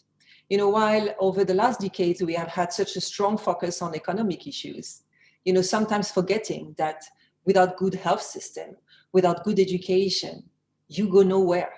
So somewhat, I would say, everything that Geeta has mentioned, I could take it for Indonesia. But just to put a bit of perspective in terms of Indonesia, first of all, we have, as of the end of last week already, 406,000, almost 7,000 confirmed cases in Indonesia, and 13,700 deaths. So, and the cases are still on the rise. So we are still facing the problem, and therefore we still have to consider the health emergency at the same time as the other impacts that we are discussing today. And actually, Indonesia before, at least Indonesia's economy before the pandemic, was doing very well. You know, over the last decade, there was an average growth per year of about 5%. And of course, as I said, in Indonesia, as well as in other countries of the world, the pandemic has kind of derailed the economy. And it is expected that the growth will contract minus 1.5% in 2020. And of course, mobility restriction has heavily impacted tourism, the price of commodities. And of course, with the shops and the restaurants being closed, it means that so many people have lost their livelihood. So actually the impact on livelihood, as in other places, has been very severe on the poorest and the most marginalized. It has actually exacerbated their vulnerability. It is estimated that between 5.5 to 8 million Indonesians will be pushed back into poverty because of COVID-19 pandemic. And I say back because Indonesia has made good progress over the last decade and years to really, I would say, take out of poverty a number of people. And sadly, COVID is kind of endangering the gains of the previous decades. And that's why somewhat, while we are trying to save those gains, we also have to learn the lessons, hence the focus on social aspect that was mentioned. And in order to add this other dimension that actually Gita touched upon as well, is the issue that the pandemic has not been gender blind, actually, because there is evidence that the crisis has amplified the risk and the inequalities that are faced by women and girls in Indonesia and all around the world. So for instance, the Indonesian Institute of Science, LIPI, has recently highlighted that actually COVID has seriously impacted the ability of women to run their small-scale businesses due to the restricting measures. And in parallel, it has exposed them to domestic violence, as it was mentioned by Gita. So it means that they are so essential, these women, in the functioning, in the support of the family, that having lost both the capacity to earn an income, plus being exposed to violence, it means that these very crucial actor in keeping families afloat, it means that a lot of misery is ahead. And in Jakarta, for instance, talking about domestic violence, it has increased threefold during the first months of the pandemic. Threefold. It is enormous. Now, of course, beside the economic aspect and the social aspect, because of course social protection is absolutely essential, I would say we have to remember that in Indonesia, which is the fourth most populous country in the world, it is stretched over 17,000 islands. So we have I would say, for Indonesia, the infrastructure and particularly the ICT infrastructure is actually key to deliver services to the Indonesian population that is spread among more than 6 of these 6,000 islands. So it means that connectivity, which is really the heart of what we are going to discuss today, is really a central element in order to support the life of the Indonesian, both in terms of education, health, working from home, and so on and so forth. And it has also increased the urban-rural divide, and therefore, and the gender gap, as I was mentioning. Actually, before the pandemic, the connectivity gap in Indonesia was high, with some differences across gender. For instance, 37% of women had access to internet as opposed to 42% of the men. So we can see that there is already a difference. And the proportion of men who own a mobile phone is also 11% higher than the proportion of women. So what I just want to finish on that, just to say, in addition to those challenges, the economic recovery, the saving the gains of previous years of development, the social challenges, the social protection challenges, the digital one is important, because actually it has already become, but it can become in a very more acute manner, the new source of inequality and division between men and women, between poor and rich, between old and young, and between rural and urban center. So because the digital development has the capacity to either link it, erase those inequalities, or increase them. And I think COVID has really demonstrated in a country like Indonesia that has done so much progress when it comes to the digital innovation, that actually if we don't address those inequalities, what is initially like, I would say, a blessing can become a curse. So this is what we need to focus on. It's to make sure that the digital era does not add another layer of inequality. On the contrary, that it helps bridging all those populations. So I will stop here and the rest we'll discuss later. Thank you very much, Valerie, for the comments, and specifically just the way you've highlighted the inequalities and how COVID has impacted inequality.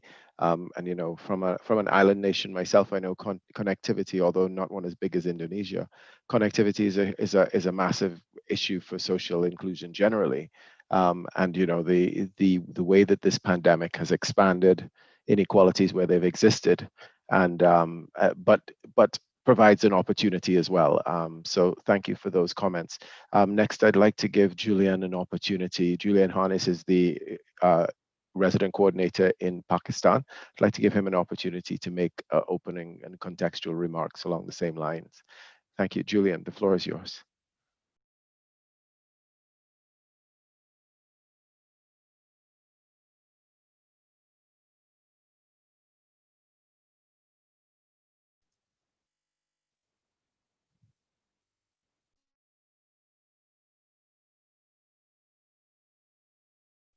Would you like me to repeat the question, or are we?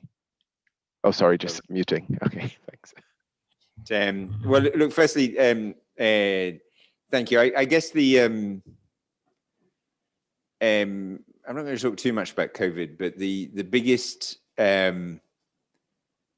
contribution of I think the biggest change that COVID's brought for me personally is that it brought Ismail Shah from ITU to Islamabad, which has allowed us to have a really fruitful discussion about the internet and what it should mean for the UN, and frankly has revealed a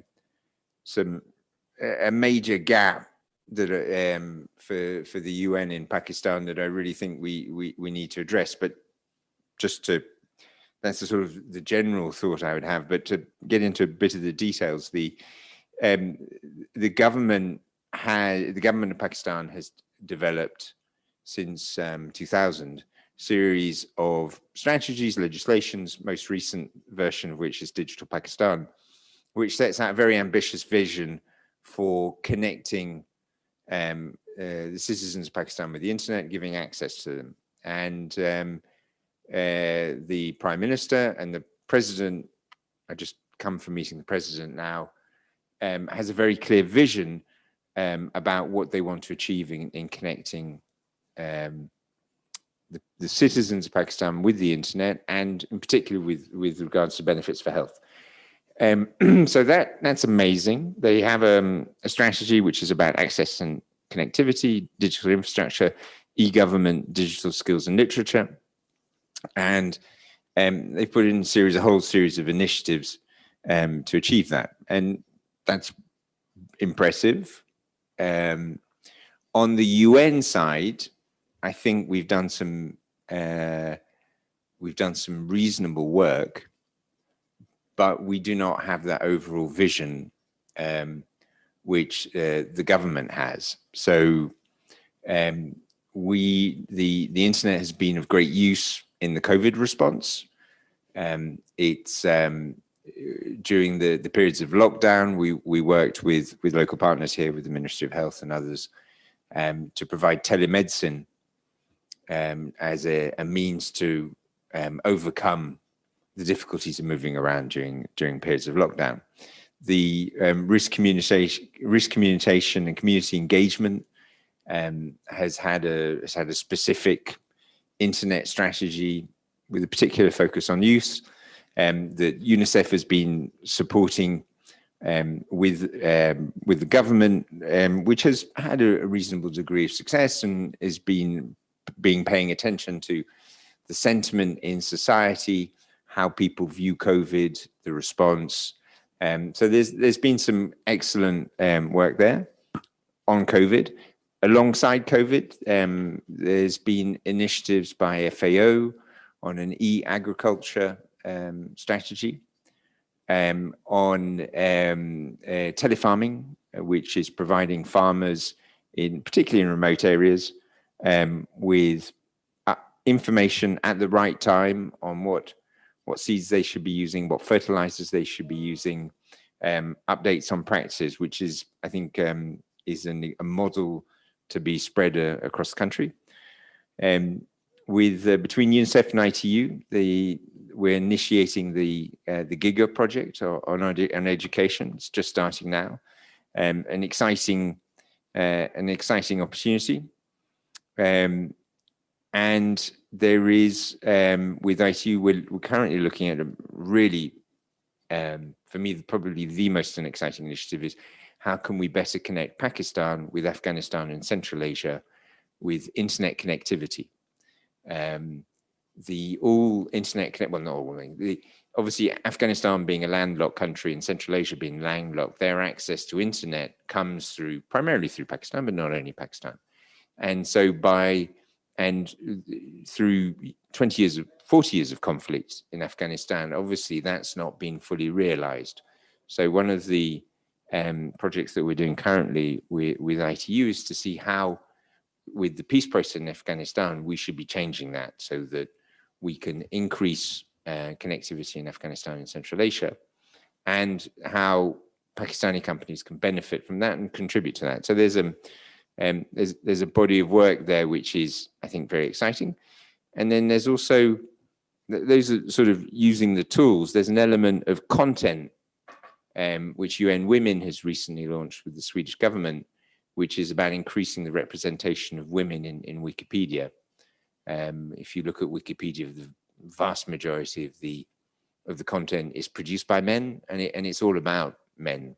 And so UN Women's working to change that, to increase the representation of women. But great that we're working to increase representation of women on Wikipedia. The big challenge for Pakistan is the appallingly low levels of access women have to the internet in Pakistan.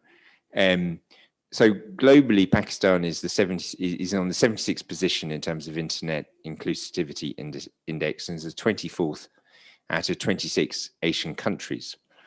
So we're basically in the bottom quarter. So the country as a whole, it's a good thing the government has a strategy, because we really do need a strategy to change this. But within that, the access of women is limited. Access to women is particularly marked. So whilst 81% of men here own a mobile phone, only 50% of women do so. Whilst mobile internet usage is about 40% for men, for women it's 19%, and that's principally in the urban areas. So in rural areas, the women's access to the internet is close to zero.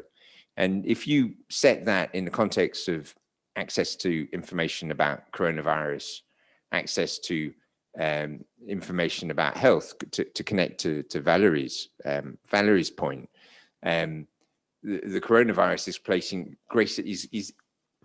greater emphasis and stress on this existing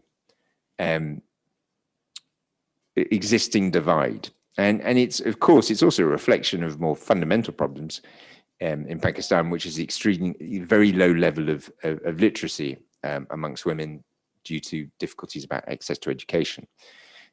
So government's got a good strategy. The UN, we've done some good initiatives, but there is a massive challenge within Pakistani society, which we absolutely have to address. And I think looking at, and I'm here with my Shah Nasir, the head of our RCO, looking at the UNCT, what strikes me is that we don't have an overall strategy for digitalization as a UNCT. Every agency is doing a little bit, but we don't have an overall approach to it. And I think reflecting upon this massive gap on women's access to the internet, and what that means in terms of achieving the SDGs, what that means in terms of access to information about health, about access to information about COVID, is that we absolutely have to change that.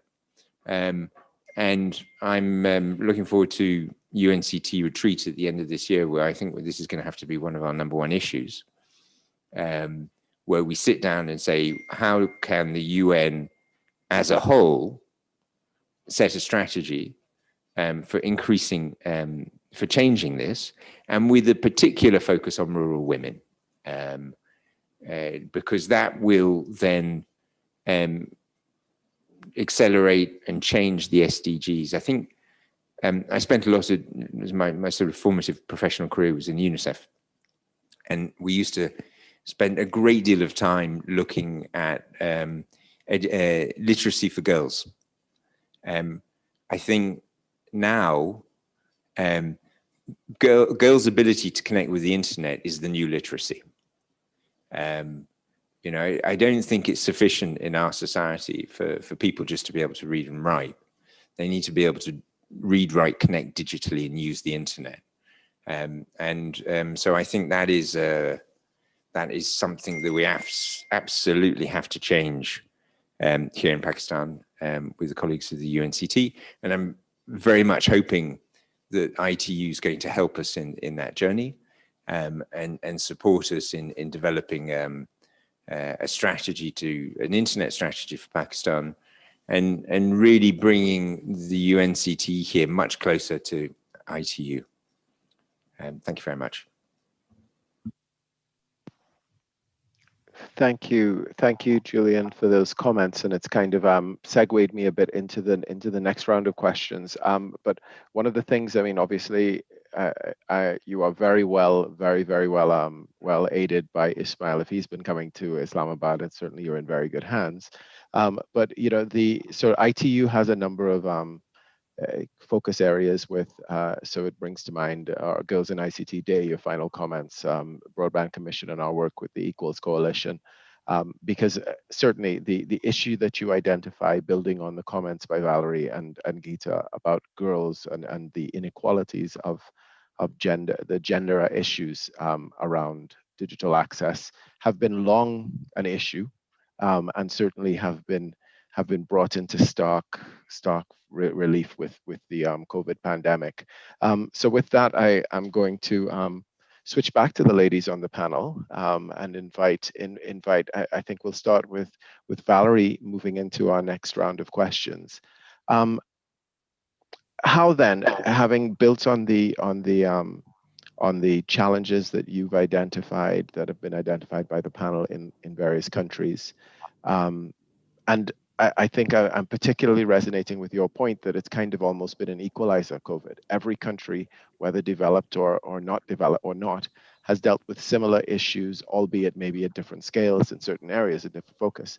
But how then do we, can digital connectivity and technology assist in addressing the challenges and opportunities in the countries you cover? And then how can ITU support your office and the UN country team in the post-COVID new normal and accelerating the achievement of SDGs and bringing balance to the world that seems to be suffering with increased imbalance now? So how do we move forward? Valerie? Okay, thank you very much, Stephen.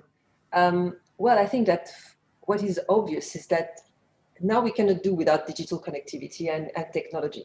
So we can't do without, but the good thing is that it's an accelerator for innovation and change. I mean, actually, the new words today is the development of e-health, e-agriculture, e-government, e-commerce. Everything is e nowadays. Digital financial inclusion for women, everything is around digital.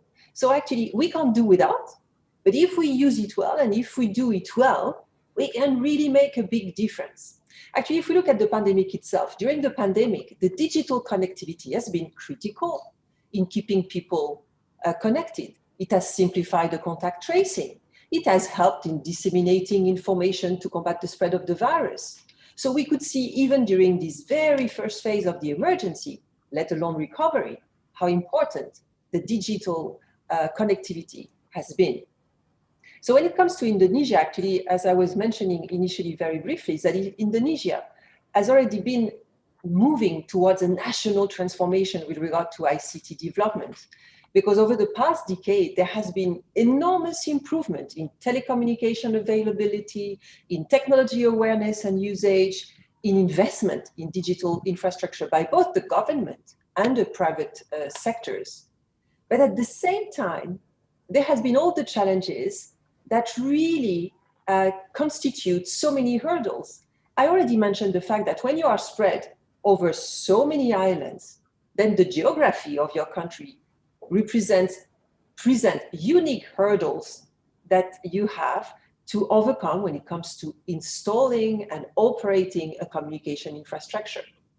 But there is beyond the infrastructure, there is also other barriers to connectivity, which is the affordability of the devices. You know, we need our mobile phone or a computer, but also the lack of relevant digital literacy skills.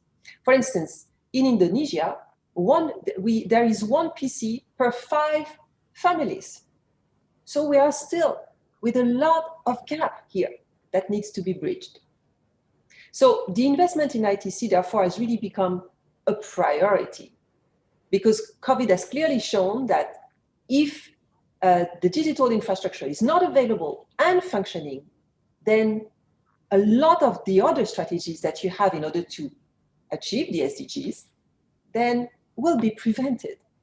So in August this year, in 2020, a couple of months ago, the government has announced actually a plan to allocate $2 billion from the 2021 state budget for ICT development, and with a view to exactly improve that access to digital technology among all the population. So this investment actually aim at closing the inequality gap between people, the marginalized, the women, the elderly, the youth, but also between provinces, between all these islands. And this is part of an overall strategy that the government of Indonesia has in order to improve connectivity and the country's overall infrastructure. And there is an overall budget allocation of $27 billion in 2021. So actually, it is expected that the digital economy of Indonesia by 2025 will contribute 150 billion to the GDP of the country. And the government expects actually the digital economy will create between 7 to 19 million new jobs between now and 2030. And I must say, it's not only to respond to issues of creating jobs, but it's also to diversify the economy away from an over-reliance on natural resources, and on the contrary, developing high-tech export industries. So I must say, this is also an interesting component of the digitalization. So of course, these efforts are supported by the development partners. But what is really important, going back to what I said initially, is to make sure that this sectoral growth is inclusive. So for instance, for us as United Nations, we have already developed our Sustainable Development Cooperation Framework that will start in January next year and run until 2025. And I think that actually our cooperation framework is somewhat unique because it has a dedicated outcome area that focuses exclusively on innovation to accelerate progress towards the SDG. And under this outcome area, ITU, together with the UN family, actually provide both space, expertise, networks, partnership, with a view to promoting and adopting innovative solutions to achieve the SDGs, including all these ICT tools that I mentioned, and data and collection. And I want to mention one joint program that we have, which is also such a unique program and very interesting one. It's a joint UN ICT program. It's called the Smart Villages Program. And it targets to connect close to 75,000 villages across Indonesia. There is as well what is called the Digital Transformation Centers Program, which aims to strengthen the digital literacy of local communities. So this constitutes actually a very fantastic entry point to build on and accelerate the achievement of the SDGs, ensuring that the poorest, the most marginalized in the rural communities in Indonesia have access to that. So I would say, for example, to give you an example, through the Smart Villages program, pregnant women, pregnant mothers in those very remote villages will be able to have access to pregnancy care, including medical consultation and ultrasound exams from anywhere of the country remotely. That will impact a number of SDGs, especially number 3, especially number 5. And we consider the maternal mortality that is quite high, 305 per 100,000 live birth. So it means that this can make a difference, not only in the life of women, but as I said, can impact so many SDGs. So actually ITU, I would say I would like to echo the word of Julian, is that suddenly with COVID, ITU's role and mandate have been highlighted as never before. If there were a number of UNCTs that were not so much, paying attention to what ITU was sending around, then suddenly ITU has become, almost the most critical agency, because whatever the mandate of the other agencies, the digital connectivity is essential. Take the work we do with children, take the work we do in health, take the work, of course, we do with women, whatever, digital connectivity is at the heart. So the potential to expand ICT-enabled services after this pandemic of COVID, and to make use, for instance, in the case of Indonesia, of this village fund to improve connectivity, it's actually so important to build better. I don't want to say build back, because I don't think that if we build back, we will be good with that. We need to build differently. We need to really learn the lessons and address once and for all the hurdles and the inequality that prevent a sustainable and equitable development, as I've mentioned in my first intervention.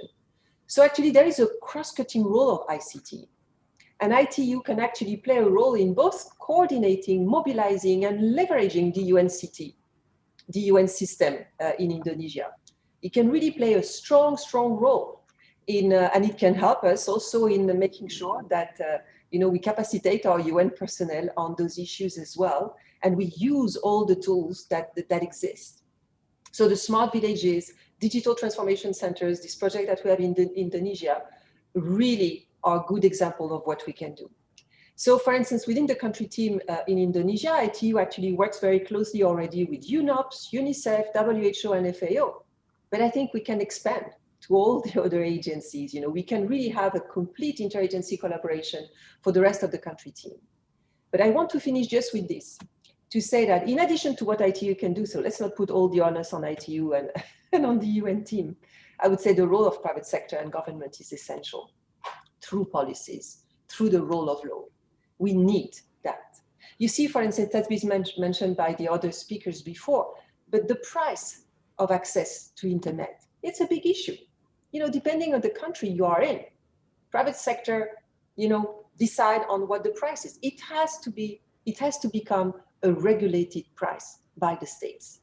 Because I would like to go as far as saying something, is that access to internet should be considered as a basic human right.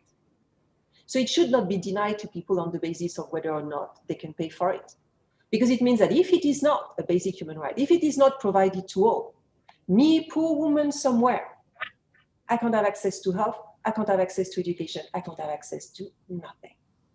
So my closing remark is really to say that access to internet should be considered as a basic human right. Therefore, there is a strong need for governments all over the world to really take their role as government in promoting and protecting human rights, and therefore making sure that access to internet is for all and everybody. Thank you very much. Thank you very much, Valerie. I think, I've been around the ITU for a while, although I'm new to the ITU itself. And the number of themes and that I've heard from you in your last intervention is very interesting. But absolutely, ICT and digital as an enabler of everything else is really the message that we like to send, that we try to send, and ensure that people understand. we are at a stage where if you can connect the need to the supply through digital means, which is what the technology has enabled now, you can fix challenges almost anywhere and almost any challenge. So that is very timely point. And your ending point of ICTs or connectivity as a basic human right is again one that resonates very strongly with anyone ITU, I imagine, and certainly it's something we've been working toward for some time. I'd like to give Geeta the opportunity to come in again on this point. So, tell us how digital can impact the challenges you've mentioned, and how we at ITU can contribute to that work. Thanks, Stephen. Stephen, I wanted to start off by highlighting two areas that the UN country team has prioritized to improve service delivery, right? Premised on the whole thing of digitization. And then I wanted to end with three asks. And my asks are more, open-ended kind of asks of ITU, and probably we can discuss that in greater detail as we go along. So, I mean, as Atsuko knows, the UN has prioritized innovation and digitization as a theme, right? Which will be a priority, which will sit pretty front and center in our UN cooperation framework, Sustainable Development Cooperation Framework. And as part of our response plan, as I mentioned earlier, there are two high-level interventions that the UN is prioritizing to improve service delivery, focusing on SDG 3 and 4, education and health, which isn't a surprise to anyone. In my previous intervention, I'd mentioned about disruptions to education, right? And the UN through ITU, UNESCO, and UNICEF is working closely with the Ministry of Education and the Ministry of Digital Economy to map digital infrastructure in the country, and with the idea of bridging the digital divide through e-learning platforms. ITU is leading the first phase, and they're helping us map and identify geographies, schools, and communities that are underserved, underconnected, and lack internet access, right? And if we are serious about supporting e-platforms, we need this kind of information to be able to design the right kind of e-learning platform, right? In the second phase, we see UNESCO and UNICEF in many ways taking the lead with support of ITU to look at these e-learning platforms and to scale up digital learning, right? And in many ways, this is going to contribute to the new normal of education service, which is increasingly becoming the norm globally, right? So that's one area which we've prioritized, and we are taking that forward, in a very considered way. The second area where the UN is working through WHO and supporting the Ministry of Public Health to pilot a new normal medical service system.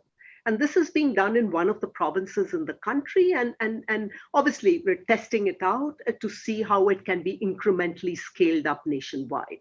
And the government is very serious about this new normal health service. The model, of course, is designed to protect health workers and patients while institutionalizing telemedicine. And the whole model is based on the 3 traffic light system, which it groups patients into green, yellow, and red based on the need for direct medical care and risk of infection, right? So the green lane will basically include patients who do not need to visit the hospital at all. And they can be supported with remote consultations through telemedicine. And if medication is required, drugs will be delivered through your health volunteers. And as you may be aware, in the case of Thailand, the whole contact tracing was not technology heavy mechanism. It was led by health volunteers, right? So million health volunteers. And they want to use this million health volunteers to ensure delivery of drugs as and when required. Then you've got the yellow lane, which will basically include patients that need healthcare facilities, but where we are trying to see that how we can modify the pathway to hospitals in a way that the patients are protected, and so are the service providers. And the red lane will include intensive care patients, and there we are looking at what kind of infrastructure changes need to be made in health systems to be able to better deal with COVID kind of a pandemic. So this is in many ways, this is pretty new. And we've begun talking about this along with the government, right? Because it's a very thought through, considered kind of an approach that the government is taking forward. Moving on to the second question of the asks, right? I mean, we all know, and as Valerie and Julian have already said, it's very clear that connectivity is becoming critical for development. And the future is digital, and those who do not or cannot benefit from this are going to get left behind. So obviously, we are going to capitalize on ITU's leadership and expertise through several joint initiatives. The first one that we are wanting to take forward with Atsuko is in partnership with the private sector in Thailand. And here the idea is to target young boys with ICT skills, right? Including obviously coding, artificial intelligence, amongst others.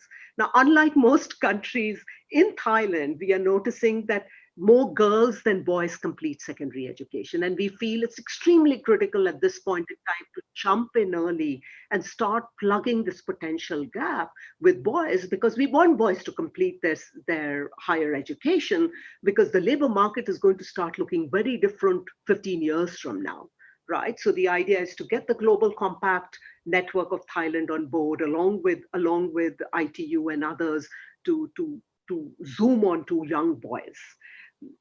In terms of asks, to ensure that no one is left behind, there are three that I have in particular. The first is in social protection, right? We are very serious about social protection and working very closely with the government to see how we can put in place something comprehensive for the informal sector. This is being done for the first time, right? And I'm very keen to see that how ITU can step in to offer integrated, high quality technical solutions, the back end of the work.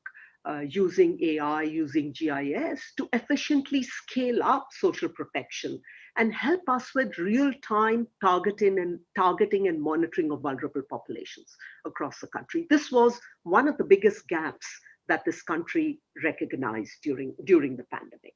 Our second ask is linked to environment and climate change, right? As the UN, we are prioritizing the issue of air pollution and haze. And we are realizing that all the air pollution is largely caused by crop burning, right? So we want to see how we can use ICT technology to be better able to map crop burning, which is done by individual farmers. So basically helping us with some real-time monitoring around this, because that will enable us to reach out to farmers through, of course, different channels to see how we can, work solutions out around crop burning. And the third is around agriculture, and this is the point that both Julian and Valerie also raised. We are realizing that farmers are emerging as the most impacted community because of COVID. Right? It's interesting, but they're most impacted, and we want to see how we can, scale up the use of technology to map farmers in real time, right? And obviously get them the services that they need. So it's about getting targeted services to them, and this is where the whole thing of environment and climate change will also link up, right? Because if you're getting services, we can also track where crop burning is happening. Right. So in many ways, these two sit together. And this is where a joined up integrated solution is what we want to work towards. So I'm going to pause here and hand it back to you, Stephen. Over to you.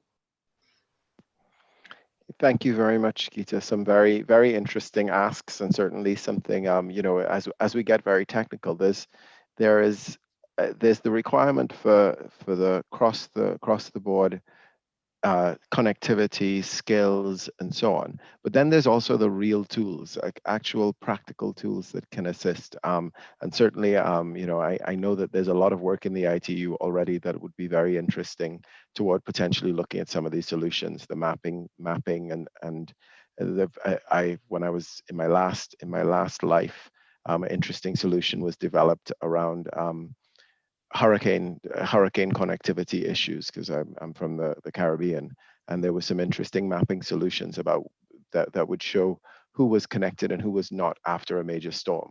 That would enable you to hone in on the people that have the need, because that's often the biggest issue.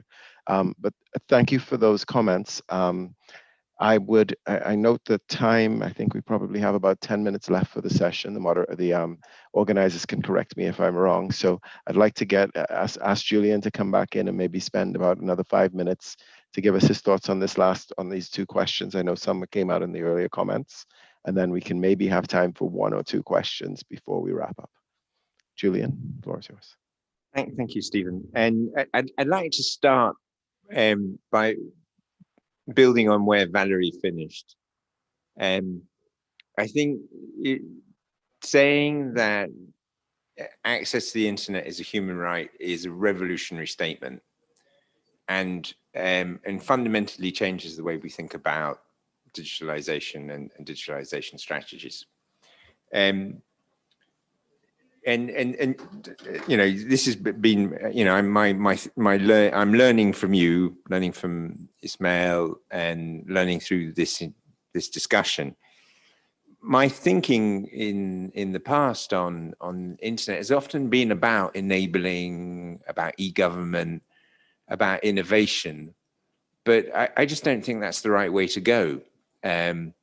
Because that's a sort of general broad brush issue, and that might make sense for the governments, but for a rights-based organization like the UN, we need to be thinking about who isn't getting access to the internet, and precisely why, and what we will do about that. And that becomes a fundamentally different proposition.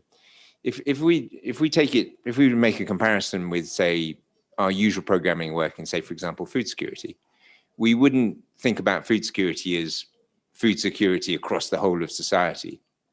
No, we would look at analyzing societies and working out in that society which particular people do not have food security, and what are the causes for that, and what are we going to do to change that. And so I think we need to apply the same sort of programmatic development, humanitarian type thinking, to access to the internet. And within a Pakistan context, that is rural women. Rural women have, you know, not zero access, but close to zero access. And it's, I think it's not sufficient to, it's not sufficient to say, oh, well, it's because they don't have mobile phones. No, I think we need to have a deep analysis of precisely what is going on there. Is it an absence of telephones? Is it an absence of internet infrastructure, mobile connectivity? Is it challenges around literacy? Is it social constraints? What's going on in the family? Who's allowed a mobile phone?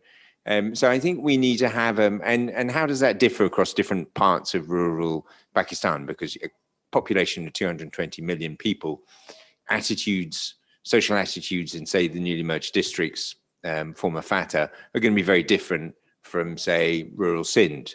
So we need to have a deep analysis of this, and then a program to change it. And certainly, it would seem to me for the UNCT that has to be our primary focus, because people who do not connect to the internet do not have access to health, they don't have access to information, they don't have access to education. It undermines everything about services and the SDGs in today's society. And I'm just delighted that you offered the help of ITU to us in Pakistan, and I'm very happy to take you up on that. We've been very grateful for the support of ITU on the Afghanistan connectivity issue. What I would be most grateful for would be for an expert or a consultant to work with us to develop a strategy that precisely analyzes this and says what we should be doing in terms of our advocacy to government, and what we should be doing to change our regular programming to address this. And again, really thank you for this opportunity to listen and learn from colleagues. Thank you again, Julian, and you know, as the work that we do in relation to the gender divide, which is how we describe it, you've hit on a number of very important issues that impact why women are in so many societies be left behind the digital transformation and the digital revolution. We have some excellent programs going on with the with our Equals Coalition that impact not only women connectivity, but women in entrepreneurship. Women provide funding mechanisms for women, because there are a number of issues, and it's similar to many other gaps. And I think one of the things about the collaboration between ITU and the UN country teams is the ability to bring our expertise and our help to so many different areas that are being addressed through programmatic interventions in various countries. As we speak on this, and obviously we have things going on. We have our own programs, and we have other programs in collaboration with others around women's issues. But the conversation today has been very rich because it has covered so many different areas of impact. We've started with a discussion that has given us some context and really highlighted how similar countries are. But as we go through the discussion, we also realize that there are different challenges that need to be focused on in each country, and where the value of the interaction, because I think traditionally the approach has been naturally broad for digital, because ITU has recognized, well, digital impacts everything. It's difficult to say, well, this one is more important than this other impact in this particular place. E-health, e-medicine, or as someone in the chat pointed out, the e-cliches. To choose between them is very difficult on a global basis. But when we work closely with country teams, there's the ability to focus on the right ones for the right countries, and thereby really, really enhance our ability to put resources and expertise where they will be most effective. So I don't see, I'm trying to look at the chat to see whether there are any questions. I don't see any at the moment for this panel. So what I'm going to do, because I think our time is almost up, I'd like to give each panelist just a minute to make any closing statements that you wish to make. I'm going to, because I'd like to close with one of the ladies, I'm going to come straight back to Julian first and give you the first opportunity to make any closing points that you may not have been able to make in your last intervention. And then I'll give Geeta and Valerie an opportunity to go in that order as we close the session. Just to say thank you for this this opportunity to educate myself. As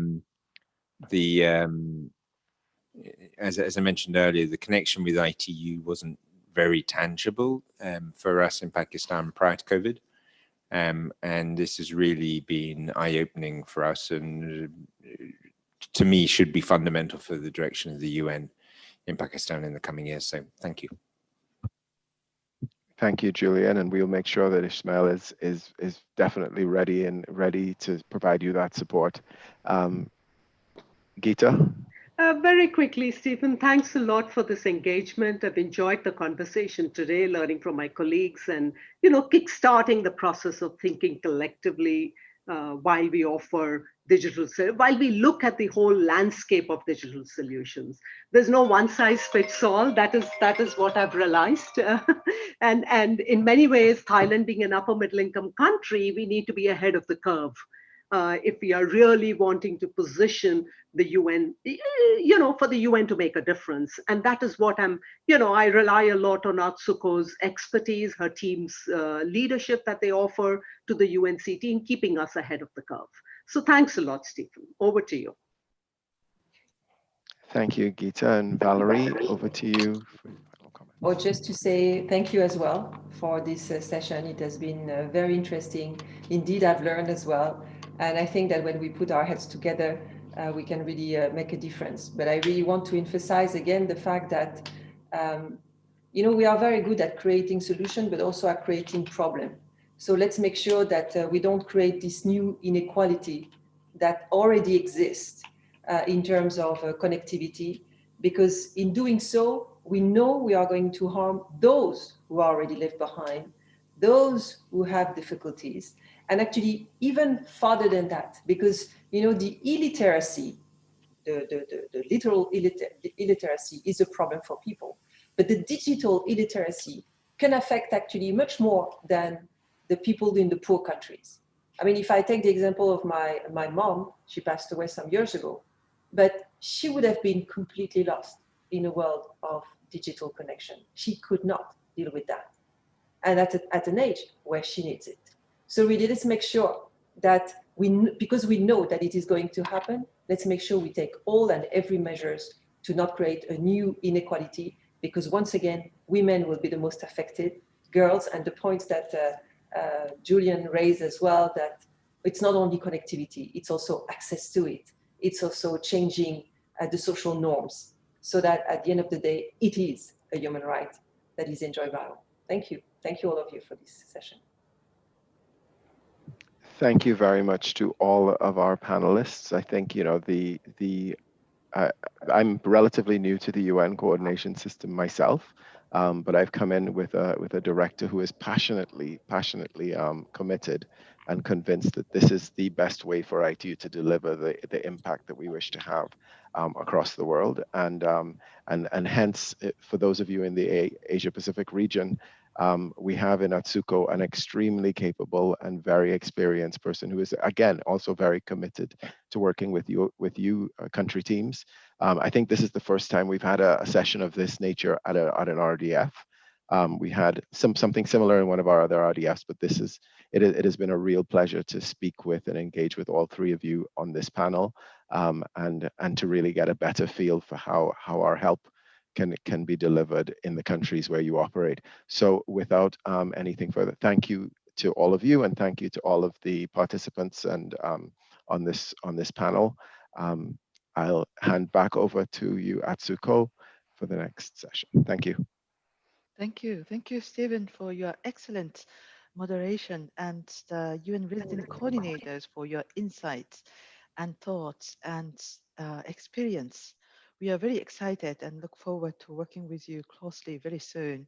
The session is officially closed, and we will begin the next session on the ITU Regional Office for Asia and the Pacific updates on activities to support WTDC 17. Please join us at this session where we can report on what we have done in the region. So we will start the session shortly. So thank you, Stephen and resident coordinators, and hope to see you soon.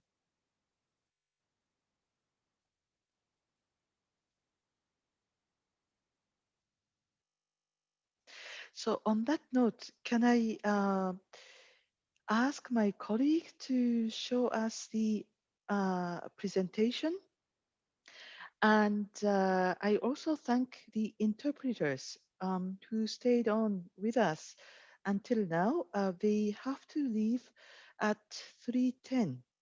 So for Chinese audience, you may not be able to hear the Chinese interpretations after that, but please do join us on the English channel.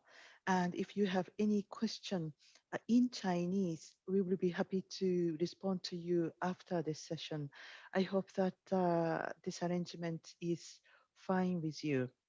So without any delay from here, we will start the reporting on the implementation of the ITU regional initiatives in Asia and the Pacific 2019 and 2020.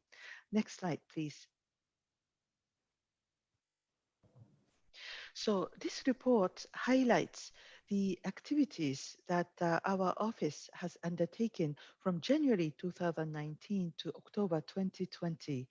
And the as we all recognize, the digital divide in Asia and the Pacific is still a very prominent and serious development challenge. And that manifests not only in socio-economic groupings within the country, but also within the sub-regions and between countries. And within the country, men and women, as well as urban and rural residents. And on top of that, we realized that since March this year, COVID-19 has had a very serious and negative impact on our society and economy. And in the area of ICT, we have witnessed significant increase in data traffic, and that prompted the need for expanded infrastructure and networks and increased use of digital services such as education and health, that then prompted a question on the digital inclusion and digital skills and all the other questions. So this is really a new normal from an ICT point of view too. Now, COVID-19 also affected the ITU's delivery of technical assistance and capacity development, meetings and seminars, and impacted the way how we operate. We shifted, of course, the activities into virtual, but as you see in our presentation, that has some impact and created gaps. So at the end, we will highlight how we plan to address the challenge and overcome these obstacles. Now, one of the approaches that we have developed and deployed is the strategic partnerships and engagement with the member countries. And this presentation also is structured to present the highlights along the regional initiatives and thematic priorities, as well as how best we can perhaps capitalize on the opportunities, not only the challenges, to move forward towards digitization and to accelerate the digital connectivity and services. Next slide, please. So as you know, the regional initiatives in Asia and the Pacific have been adopted and endorsed. Next slide, please. In the WTDC, World Development Telecommunication Development Conference 2017, and the four global priorities have been translated into 5 regional initiatives. And today, we would like to report to you what we have done to achieve the expected results under each regional initiative. The next slide, please. So the details of these activities, as well as the countries and the numbers, will be found in the reports, which is posted on our website. So I encourage the participants to visit our website and read the reports. And we also welcome your suggestions and comments and questions during this session, as well as after the session by email. So regarding the Regional Initiative 1, which aims to address the special needs of least developed countries, small island development states, including the Pacific Island countries and landlocked developing countries. There are specific and targeted interventions that ITU has implemented during this reporting period. One concrete example that we can cite is the universal access through the improved framework USO 2.0, which was endorsed by the ASEAN ministers. And you will hear more about the satellite communication project in the Pacific, which was found effective in addressing the natural disasters, even under the COVID-19 lockdowns. And there were activities implemented through the specific tailored technical assistance for the digital infrastructure planning and digital service strategy development and emergency telecommunication planning. And these are all supported and augmented by the activities to improve the digital skills. And this whole regional initiative was funded and supported not only by the ITU internal funds, but the extra budgetary project from Australia, European Commission, ITSO, and the Pacific as an in-kind contribution. Next slide, please. Under the Regional Initiative 2, which aims to harness ICT to support the digital economy and an inclusive digital society. The highlights of our actions include the assistance to the development of national digital strategy frameworks. And one key highlight that we would like to share is the fact that e-agriculture strategy in Mongolia was adopted by the government. And as you see, other countries are also being supported, and we hope that their strategies will be endorsed and adopted as well. And additionally, there are regional implementation of global initiatives such as GIGA for school connectivity and smart village and smart islands currently in discussion with Pacific Island countries. And we hope that this will be materialized in partnership with the Asia Development Banks as well as other partners. And in addition, there are activities currently ongoing for digital services and digital transformation, including the capacity development and digital inclusion to address the gender digital divide, which came up several times in the previous sessions as questions. So we hope that these activities will answer the questions and enable us to narrow the digital divide between men and women. Next slide, please.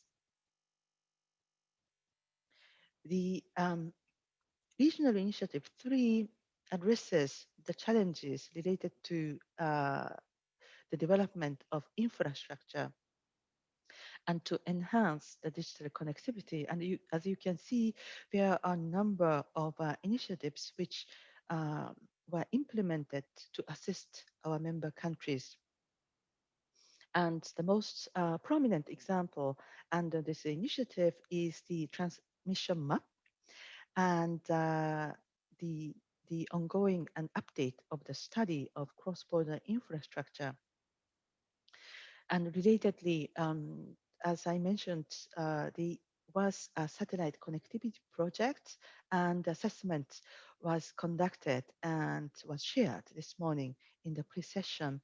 And we hope that this will lead to the next phase of the satellite or Pacific connectivity project, as well as the smart village and smart island in the near future. That this regional initiative also includes the spectrum management as well as the related skills development. And one example that we can cite is the ongoing assistance to Samoa in the development of the Internet Exchange Point framework. And these activities are supported by Australia and the Pacific, among others. Next slide, please. The Regional Initiative 4 aims at creating and enabling policy and regulatory environments. And some of the examples that we can cite is the high-level exchange of policy and regulatory experiences. We had ITU NBTC regulatory roundtable in Thailand, as well as ITU MIIT Ministry of Industry and Information Technology of China on the seminar to enhance the application of a universal service and ICT for poverty alleviation. And we recently conducted the assessment of ICT accessibility in Asia and the Pacific to enhance the ability of the people with disabilities to fully utilize the ICT for their social and economic functions. And digital innovation, we just concluded the Innovation Forum, and I hope that many of you participated. And we also have one example for the digital financial inclusion, which is of increasing and importance to the region. And this activity is funded by the Gates Foundation and China. And next slide, please. The last regional initiative is to address the establishment of a secure and resilient environment. And as my colleague will highlight later on, the repository of national cybersecurity strategies are made available on the ITU website. And additionally, dedicated country assistance on cybersecurity strategy and shared assessments were conducted in the countries that you see on the slide.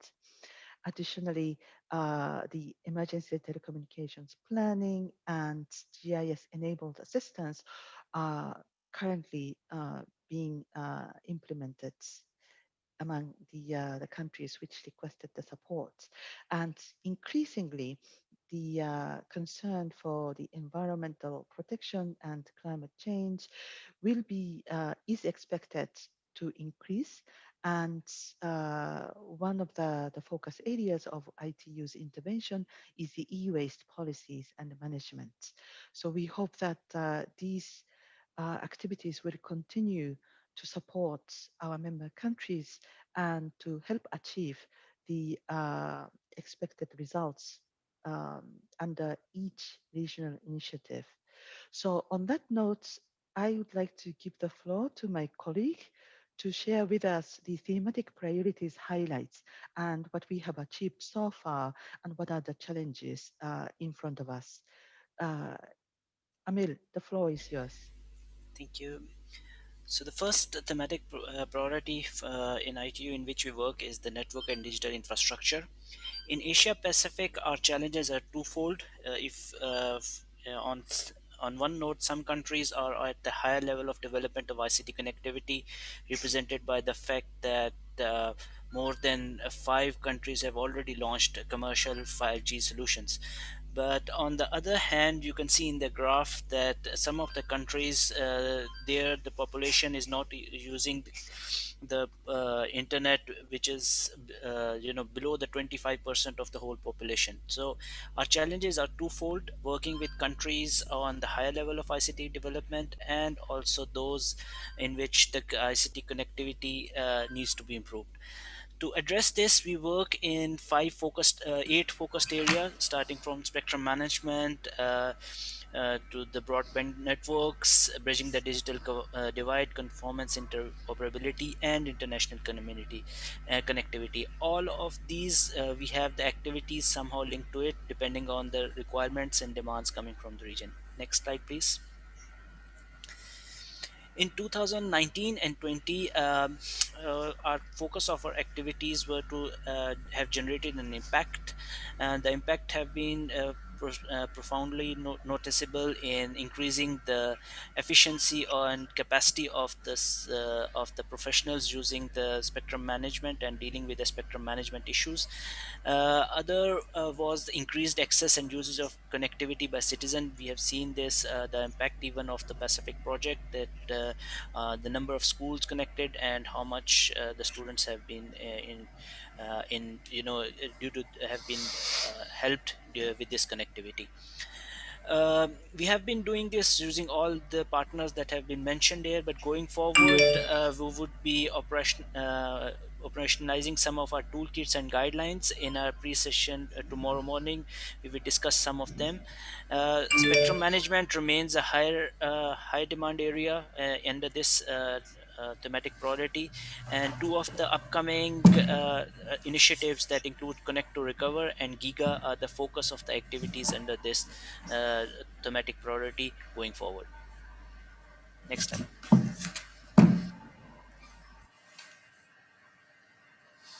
Okay, the next thematic priority area is the policy and regulation. As you saw in the previous session, that the ICT regulation, ICT has now a role in every other sector, whether it's health, education, whether it's agriculture, whether emergency response.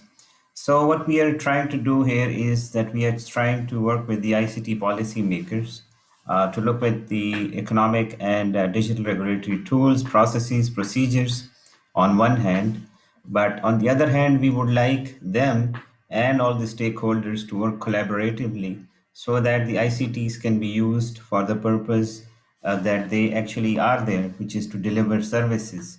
And while doing that, we are also doing studies which help them in making the decisions and also to look at the economic impact. One of the other major programs that we are working on is the sectoral and collaborative policy and regulatory framework, which we call the fifth generation of regulation. As we have changes in technologies, we also need to have changes in the regulation, because now it's not simple telecom sector, but it is basically a digital development, and that need to support the economy. So for that, we need to have the collaborative regulation. Next slide, please.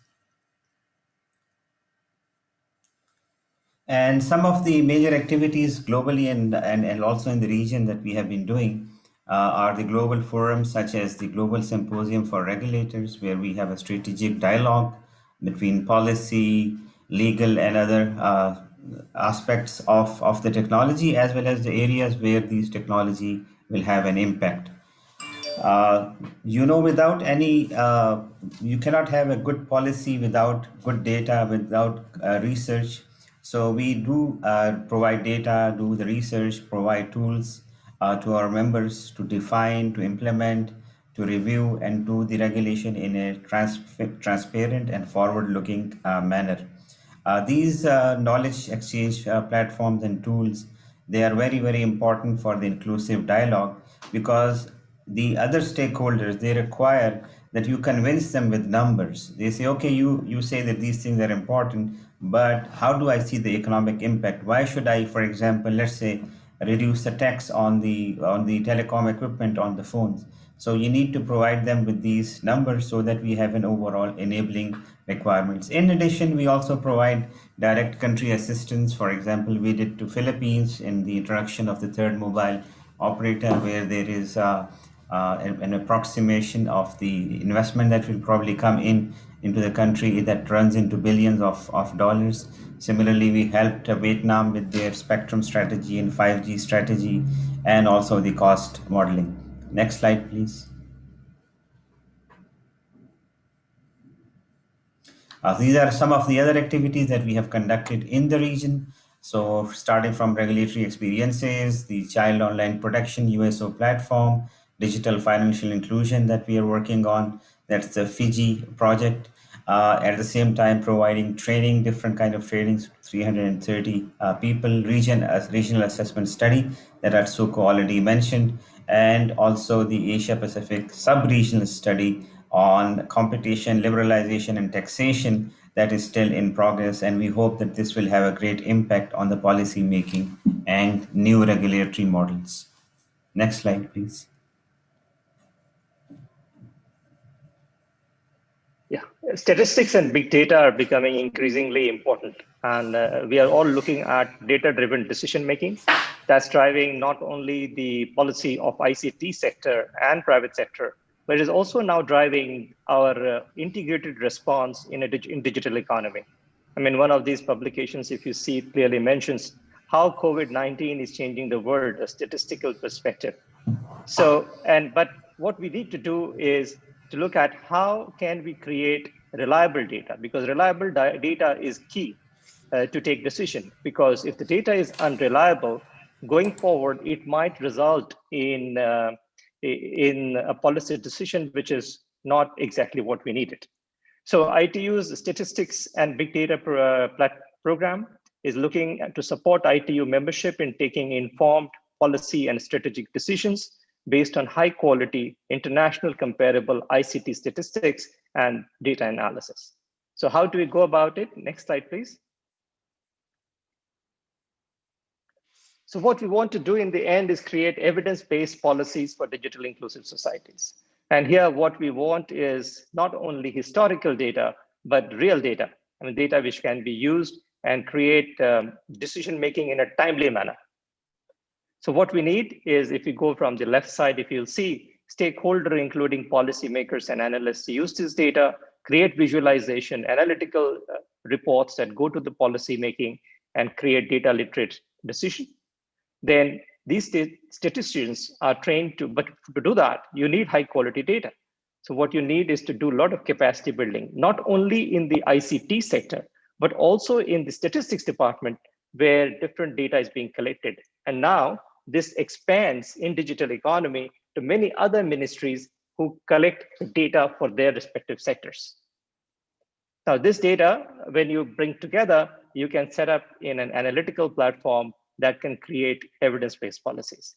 Two recent publications that that ITU has come up with, I mean, it provides definitions, it provides methods on how we can collect ICT data for households as well as for administrative data on ICTs. Because most of the organizations are looking at ITU data to analyze the ICT sector status. Next, please.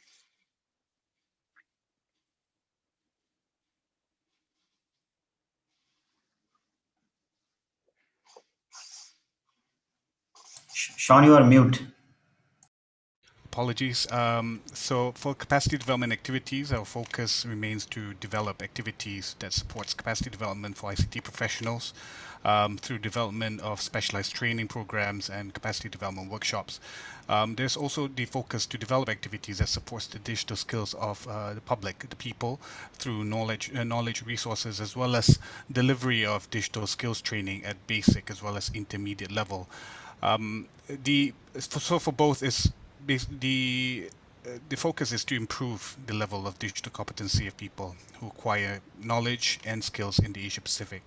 The way we conduct our activities are through the 4 layers of delivery at the global level, the regional, and also sub-regional and national, and throughout our various platform and initiatives such as the ITU Academy, the Center of Excellence, Digital Transformation Center, as well as country-based training.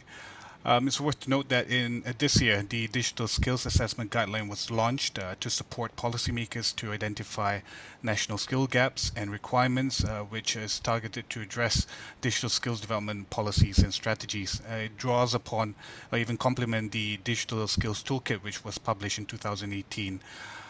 In our effort to improve level of digital skills competency of people, I'm happy to report that the Sixth Center of Excellence Asia Pacific are focusing on 7 priority areas, such as wireless, fixed broadband, Internet of Things, cybersecurity, conformance and interoperability ICT applications, spectrum management, and radio frequency monitoring training, specialized training for ICT professionals. Next slide, please. And for the Digital Transformation Center, which was launched in 2019, this initiative seeks to create a global network of centers with main purpose to develop digital skills, mainly basic and intermediate level for citizens, developing skills for trainers, and has begun operation this year and has made good progress. 3 of the Digital Transformation Centers, which are located in Indonesia, Papua New Guinea, as well as Philippines, have all begun operations. They've all delivered more than 4 different basic digital skills training modules, such as trainers, program on basic ICT, introduction to cybersecurity, entrepreneurship, and women empowerment, and it's done through collaboration with Cisco as well as APC ICT. In response to COVID-19 pandemic and to meet the challenges, especially in the amongst teachers, learners, and educators, in collaboration with Cisco, a total of 237 participants have been trained to take full advantage of web conferencing tools to deliver training virtually for among students as well as other the community. And finally, there's the final aspect is the country-based training, which are training courses that are developed in collaboration with internal and external experts based on the standards developed by the ITU. In 2019, we've seen about 15 trainings conducted, attended by 930 participants. So as a result of COVID, many of the trainings that was held this year has been moved online, and I think we will continue to adapt and innovate our activities to be more prepared for the pandemic. Next slide, please.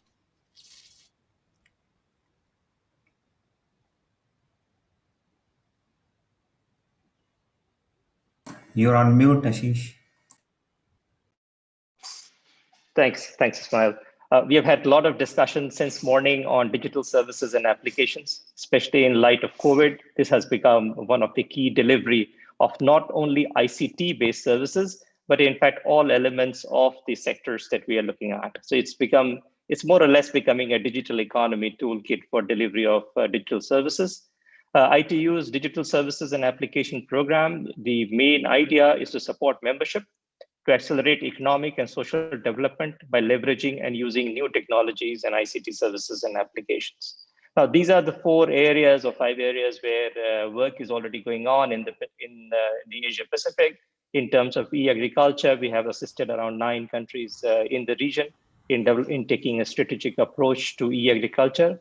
Of course, we've partnered with FAO, and it's an FAO-ITU cooperation to bring the 2 sectors together.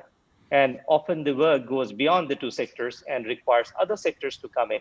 Like this morning, we mentioned about digital finance, payments. So if we want to deliver agriculture services using ICT infrastructure, we still need digital payments and finance to come through. And digital finance, I think Ismail has already spoken about our work going on in China, the PG project. In the past, we've also worked in other countries to build capacity or provide regulatory advice. In terms of mHealth, WHO and ITU has a strong partnership, and several handbooks have been created, which are being adopted in all parts of the world. In Asia Pacific, India and Philippines are the 2 countries where some of these toolkits are working, M-cessation and M-diabetes. And we are also looking to introduce M-aging soon, which will provide a holistic approach to address the challenges of aging population. And we have been discussing since morning about whole of government, smart cities, smart villages, and smart islands. And that's the manifestation based on local needs in terms of the local community. Next slide, please. So what specifically ITU has been doing in the last 2 years? So we have been supporting countries in developing national strategies and action plans. We already mentioned about this earlier. Then study UNRC Thailand mentioned about a study that ITU is undertaking to bridge the digital divide in school education in Thailand. This is a cross-sectoral approach involving Ministry of Education, Ministry of Digital Economy and Society, and NBTC, which will provide an insight into how can we be better prepared should a situation like pandemic come again, or how can this be the new normal to deliver education in a better manner, in a more equitable manner. ICT solutions support. So in this, we are working to create some ICT applications in Bhutan and in Papua New Guinea. There's a project going on with the EU funding, which is to build a range of digital agriculture services in 2 provinces of East and West Sepik. And this project, which is funded by EU, is with multi-UN agencies, with FAO as the lead agency, and also includes ILO, UNCDF, UNDP, and ILO, UNCDF, UNDP, ITU, and FAO. Then we also do forums and trainings to bring the community together so that the problems could be analyzed together. And the next one coming up later this month is the Digital Agriculture Solutions Forum 2020 by FAO and ITU. So next slide, please.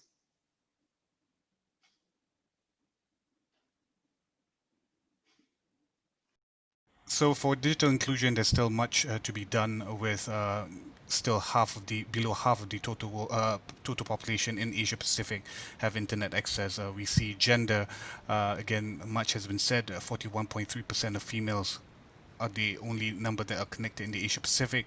We still need to support the 690 million people in Asia and the Pacific that are experiencing some form of disability. Supporting youth is also a focus to bring to bring up the labor force participation rate in the Asia Pacific, which currently stands below 50%. Next, please.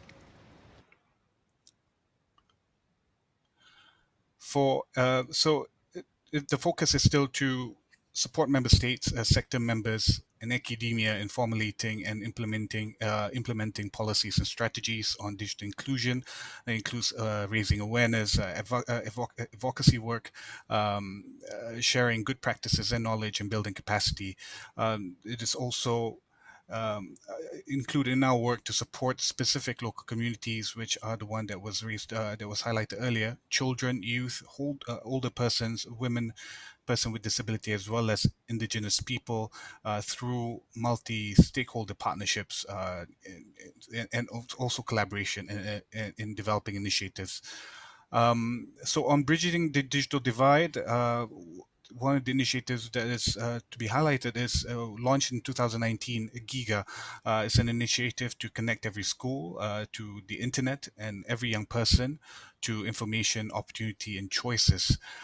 We began this initiative by organizing 2 information sessions for members in the Asia and the Pacific region, and one more effort that is initiated is to in a strategic way introducing GIGA to countries. To introduce GIGA in countries in Asia Pacific, we've begun the regional feasibility and readiness study to have more broad overview on information that are publicly available to support the 4 pillars of GIGA, which are mapping, access, financing, as well as empowering. In Girls in ICT Day, we've seen one of our and equals are some of our key initiatives to bridge the digital divide in the region. We've seen since its launch a total of 422,000 participants have taken part, and also 11,500 events in 171 countries around the world.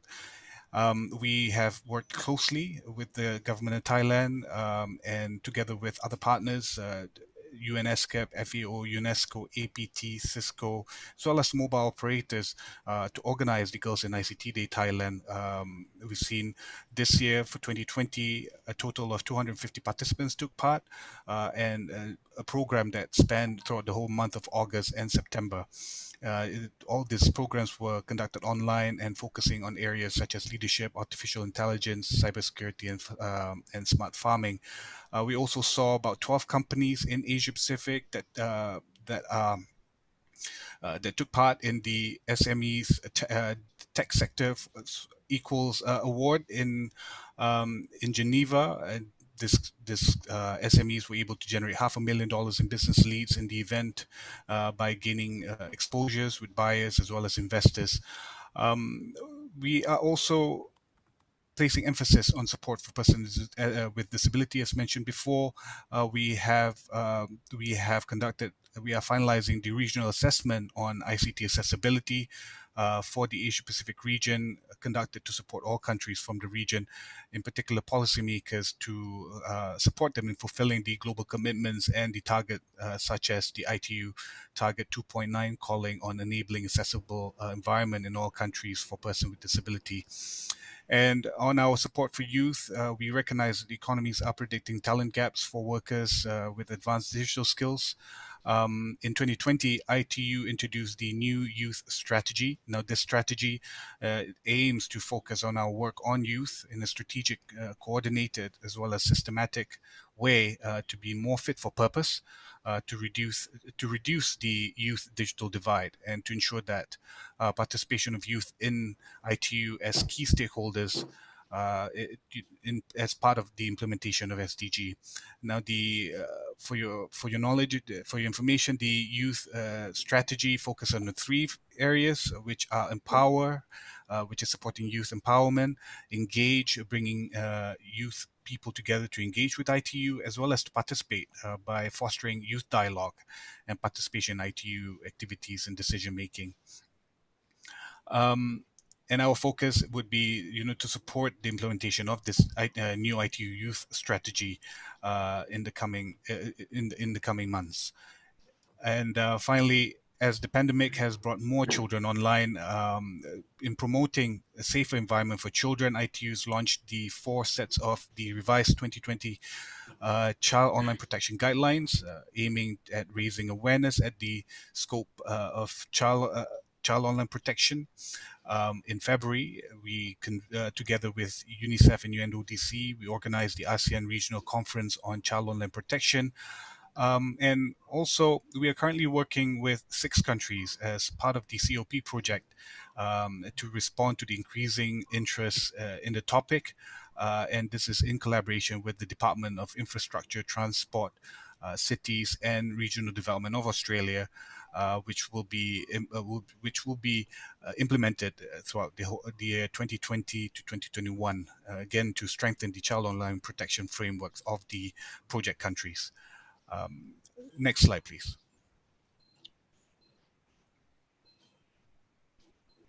Thank you, Sean. I do not need to underline more after the previous impactful session by the UNRCs on how ICTs are critical developmental tools.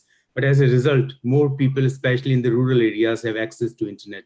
Coupled with the higher levels of disposable income, urbanization and industrialization leading to a growing amount of the throwaway ICTs, consequently to waste electrical and electronic equipment we call e-waste. As per the recently released Global E-Waste Monitor, the world generated about 53.6 million metric tons in 2019 and an estimated value of $57 billion US. In order to address this problem of growing e-waste, ITU member states under the Connect 2030 agenda have set ITU e-waste targets for 2023. As you can see, the first target is to increase global e-waste recycling rate to 30%. And the second is to raise percentage of countries with e-waste legislation to 50%. And finally, to reduce the volume of the redundant e-waste by 50%. Tackling e-waste also helps to address number of SDGs. And in our region, particularly the Asia Pacific Region Initiative 5, under the objective of contributing to secure and resilient environment, stipulates formulation of comprehensive strategies and measures to help mitigate and respond to the devastating effects of climate change, including WEEE policy. Based on the result-based management, the impact pathways, we have 3 specific pathways. First, the EEEE data and knowledge, improving expertise in collection of the data, and the policy support to increase coverage of the national e-waste policy, and finally, advocacy and media to enhance business circulation of the ICT industry. Next slide, please. Some of the key outputs that ITU achieved in the Asia Pacific region as a result of this implementation is to create awareness and build capacity. Last year, ITU organized along with several UN agencies, UNU, ILO, WHO, UNEP, and GSMA, e-waste policy forum in India that resulted in enhanced understanding of e-waste policies and management. Further, we also developed a project document to launch Pan-India e-waste monitor to improve expertise in the collection of the e-waste data, which is ongoing. And finally, the number of countries from Asia Pacific regions, such as India, Bangladesh, Nepal, and many others, have expressed their interest to seek technical assistance on collection of data and preparing national policies for circular economy. In order to assimilate these demands, and in order to also match the partners, we are organizing an information session on 26th, which is this month itself, on e-waste in Asia Pacific, one step towards circular economy. Please join us for this session. Next slide, please.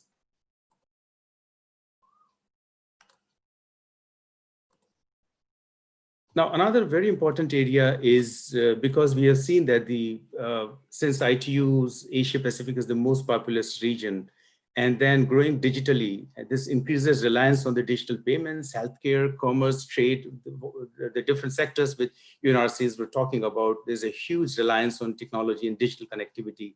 And because of this, the cybersecurity, one of the most important requirement than ever.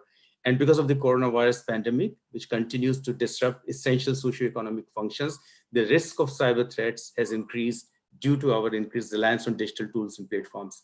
One of the main purpose of cybersecurity program is to support ITU membership, in particular developing countries, in building trust and confidence in use of ICTs, especially under C5 of the World Summit on Information Society. Coming very close to the region itself, under Asia Pacific Regional Initiative 5, contributing to secure and resilient environment, which stipulates assisting member states to develop, maintain secure and trusted and resilient network and services, and to create and address challenges relating to the climate change and disaster management. How can we address these challenges? Again, based on the result-based management approach, there are 4 impact pathways. The first is technical and policy measures, whereby we, accelerate development and adoption of the sound national strategies and policies. Second, enhancing organizational structure, like establishments of the CERT. Capacity development, improving capacity and cybersecurity posture for the LDCs in the developing countries. And finally, cooperation and coordination, promoting cybersecurity coordination and collaboration mechanism as one of the enabling areas for national digital transformation journey. Now, how can we deliver it? As you see at the bottom of this slide, we have the delivery mechanisms. We have 5 pillars that underpins the delivery mechanisms by enhancing countries' incident response capabilities, creating cybersecurity engagement and awareness, cybersecurity capacity development, national cybersecurity postures, and finally, online safety for children and youth. Next slide, please. Now, just to give you the stock take of what has been done in the region, the first pillar is on the national cybersecurity strategies.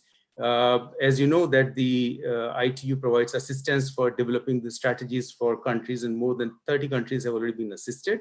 And in the region, Kiribati, Solomon Island, Bhutan have already been assisted in developing these policies. And in order to give hands-on tools to the countries in Melbourne, Australia this year itself, we carried out tabletop exercises. And going forward, we are developing strategies for Pakistan and Fiji. The second important pillar is the CERT assessment. ITU have carried out more than 80 CERT assessments so far. And in the region in particular, under the Government of Australia's project, we have assisted Vanuatu, Tonga, Samoa, Papua New Guinea last year. And also we have got further assistance need from Nepal, so we'll be assisting them. Another important pillar is the cyber drills.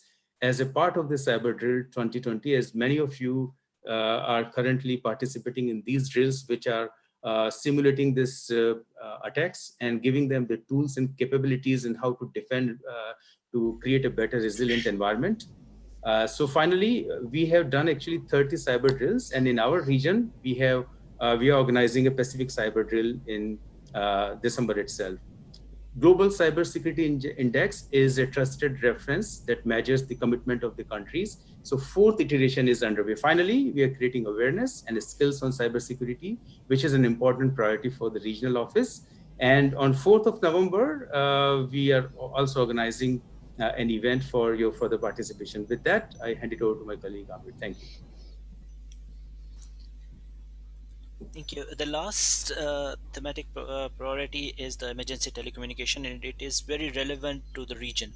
If you see in the graph, many of the countries on the vulnerability versus exposure index are very high. So they need a lot of assistance, and with the aim of having an ICT infrastructure that is disaster resilient and to reduce the loss of lives and damages, ITU has its activities in all the 4 phases of the disaster management. Next slide, please. In the past 2 years, our 2 impact lines were preparedness and response. In the preparedness, we had worked with the countries to develop national emergency telecommunication plans, 4 of them in the Pacific and 1 an LLDC.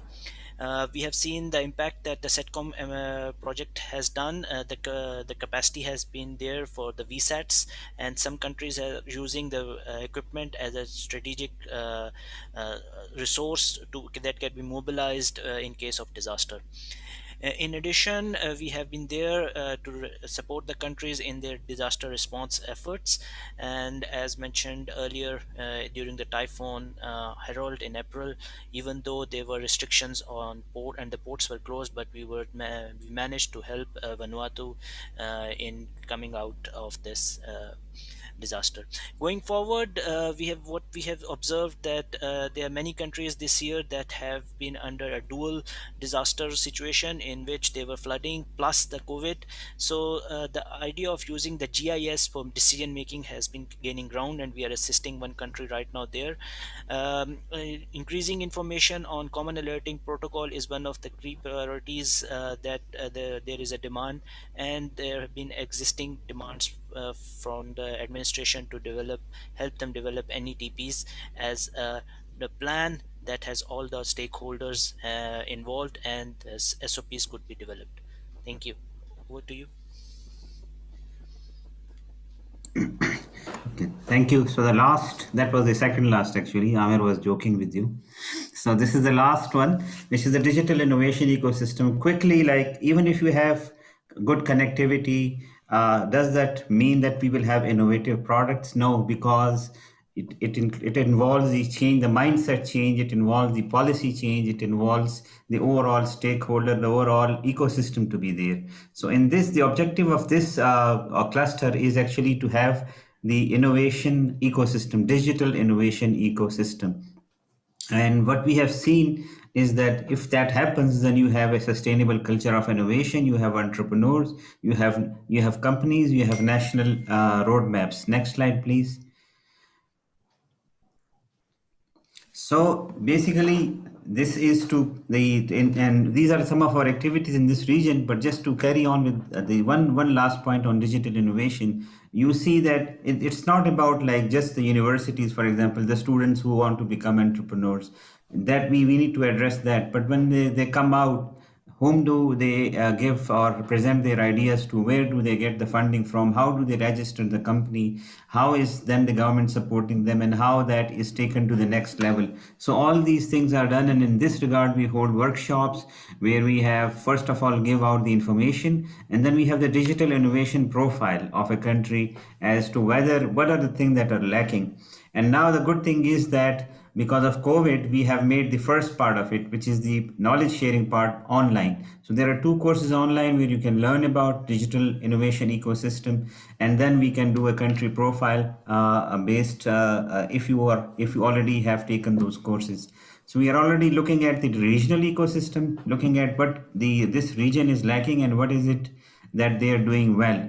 And we are also part of the Digital Innovation Forum that we recently had. So if you need more information, of course, I'll be able to share, but we have a shortage of time. So next slide, please.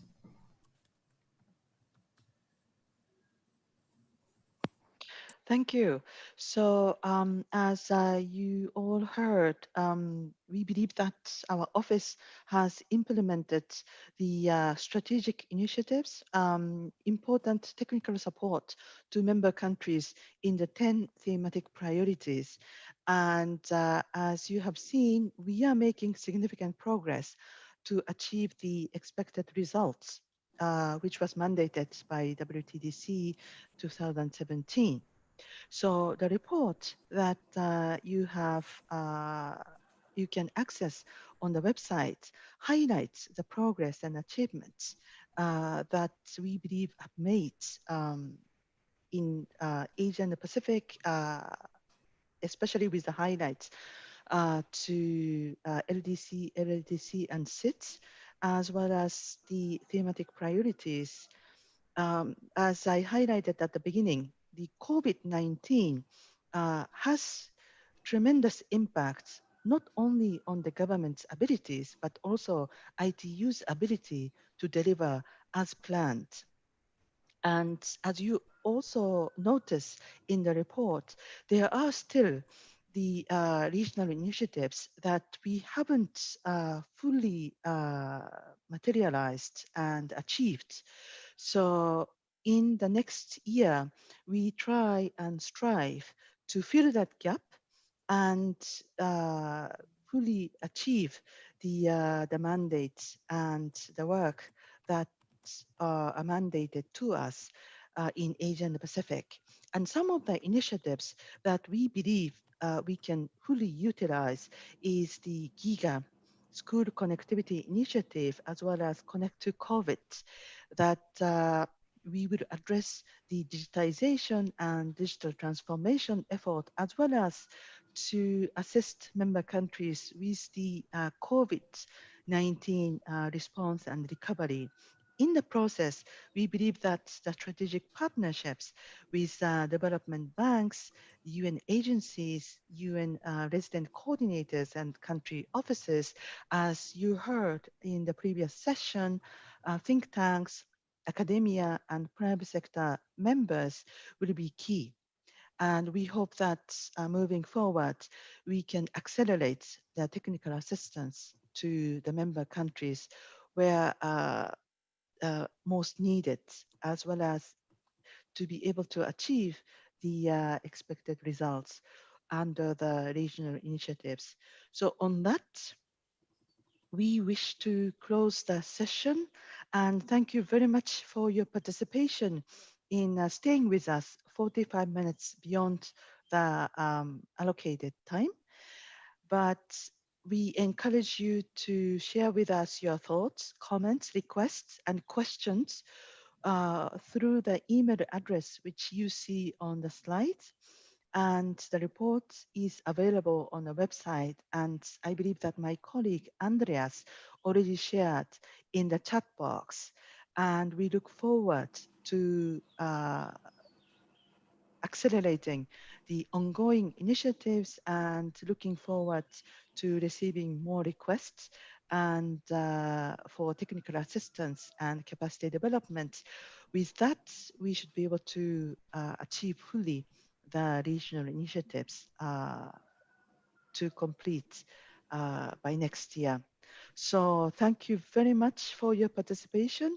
And I look forward to meeting all of you at 10 a.m. Bangkok time to start the pre-session on affordable connectivity, which is one of the recurrent topics throughout today. And we hope that you will hear some of the solutions and some of the partnerships that we can encourage and implement in Asia and the Pacific. So on that note, thank you very much and hope to see you soon, and good night and good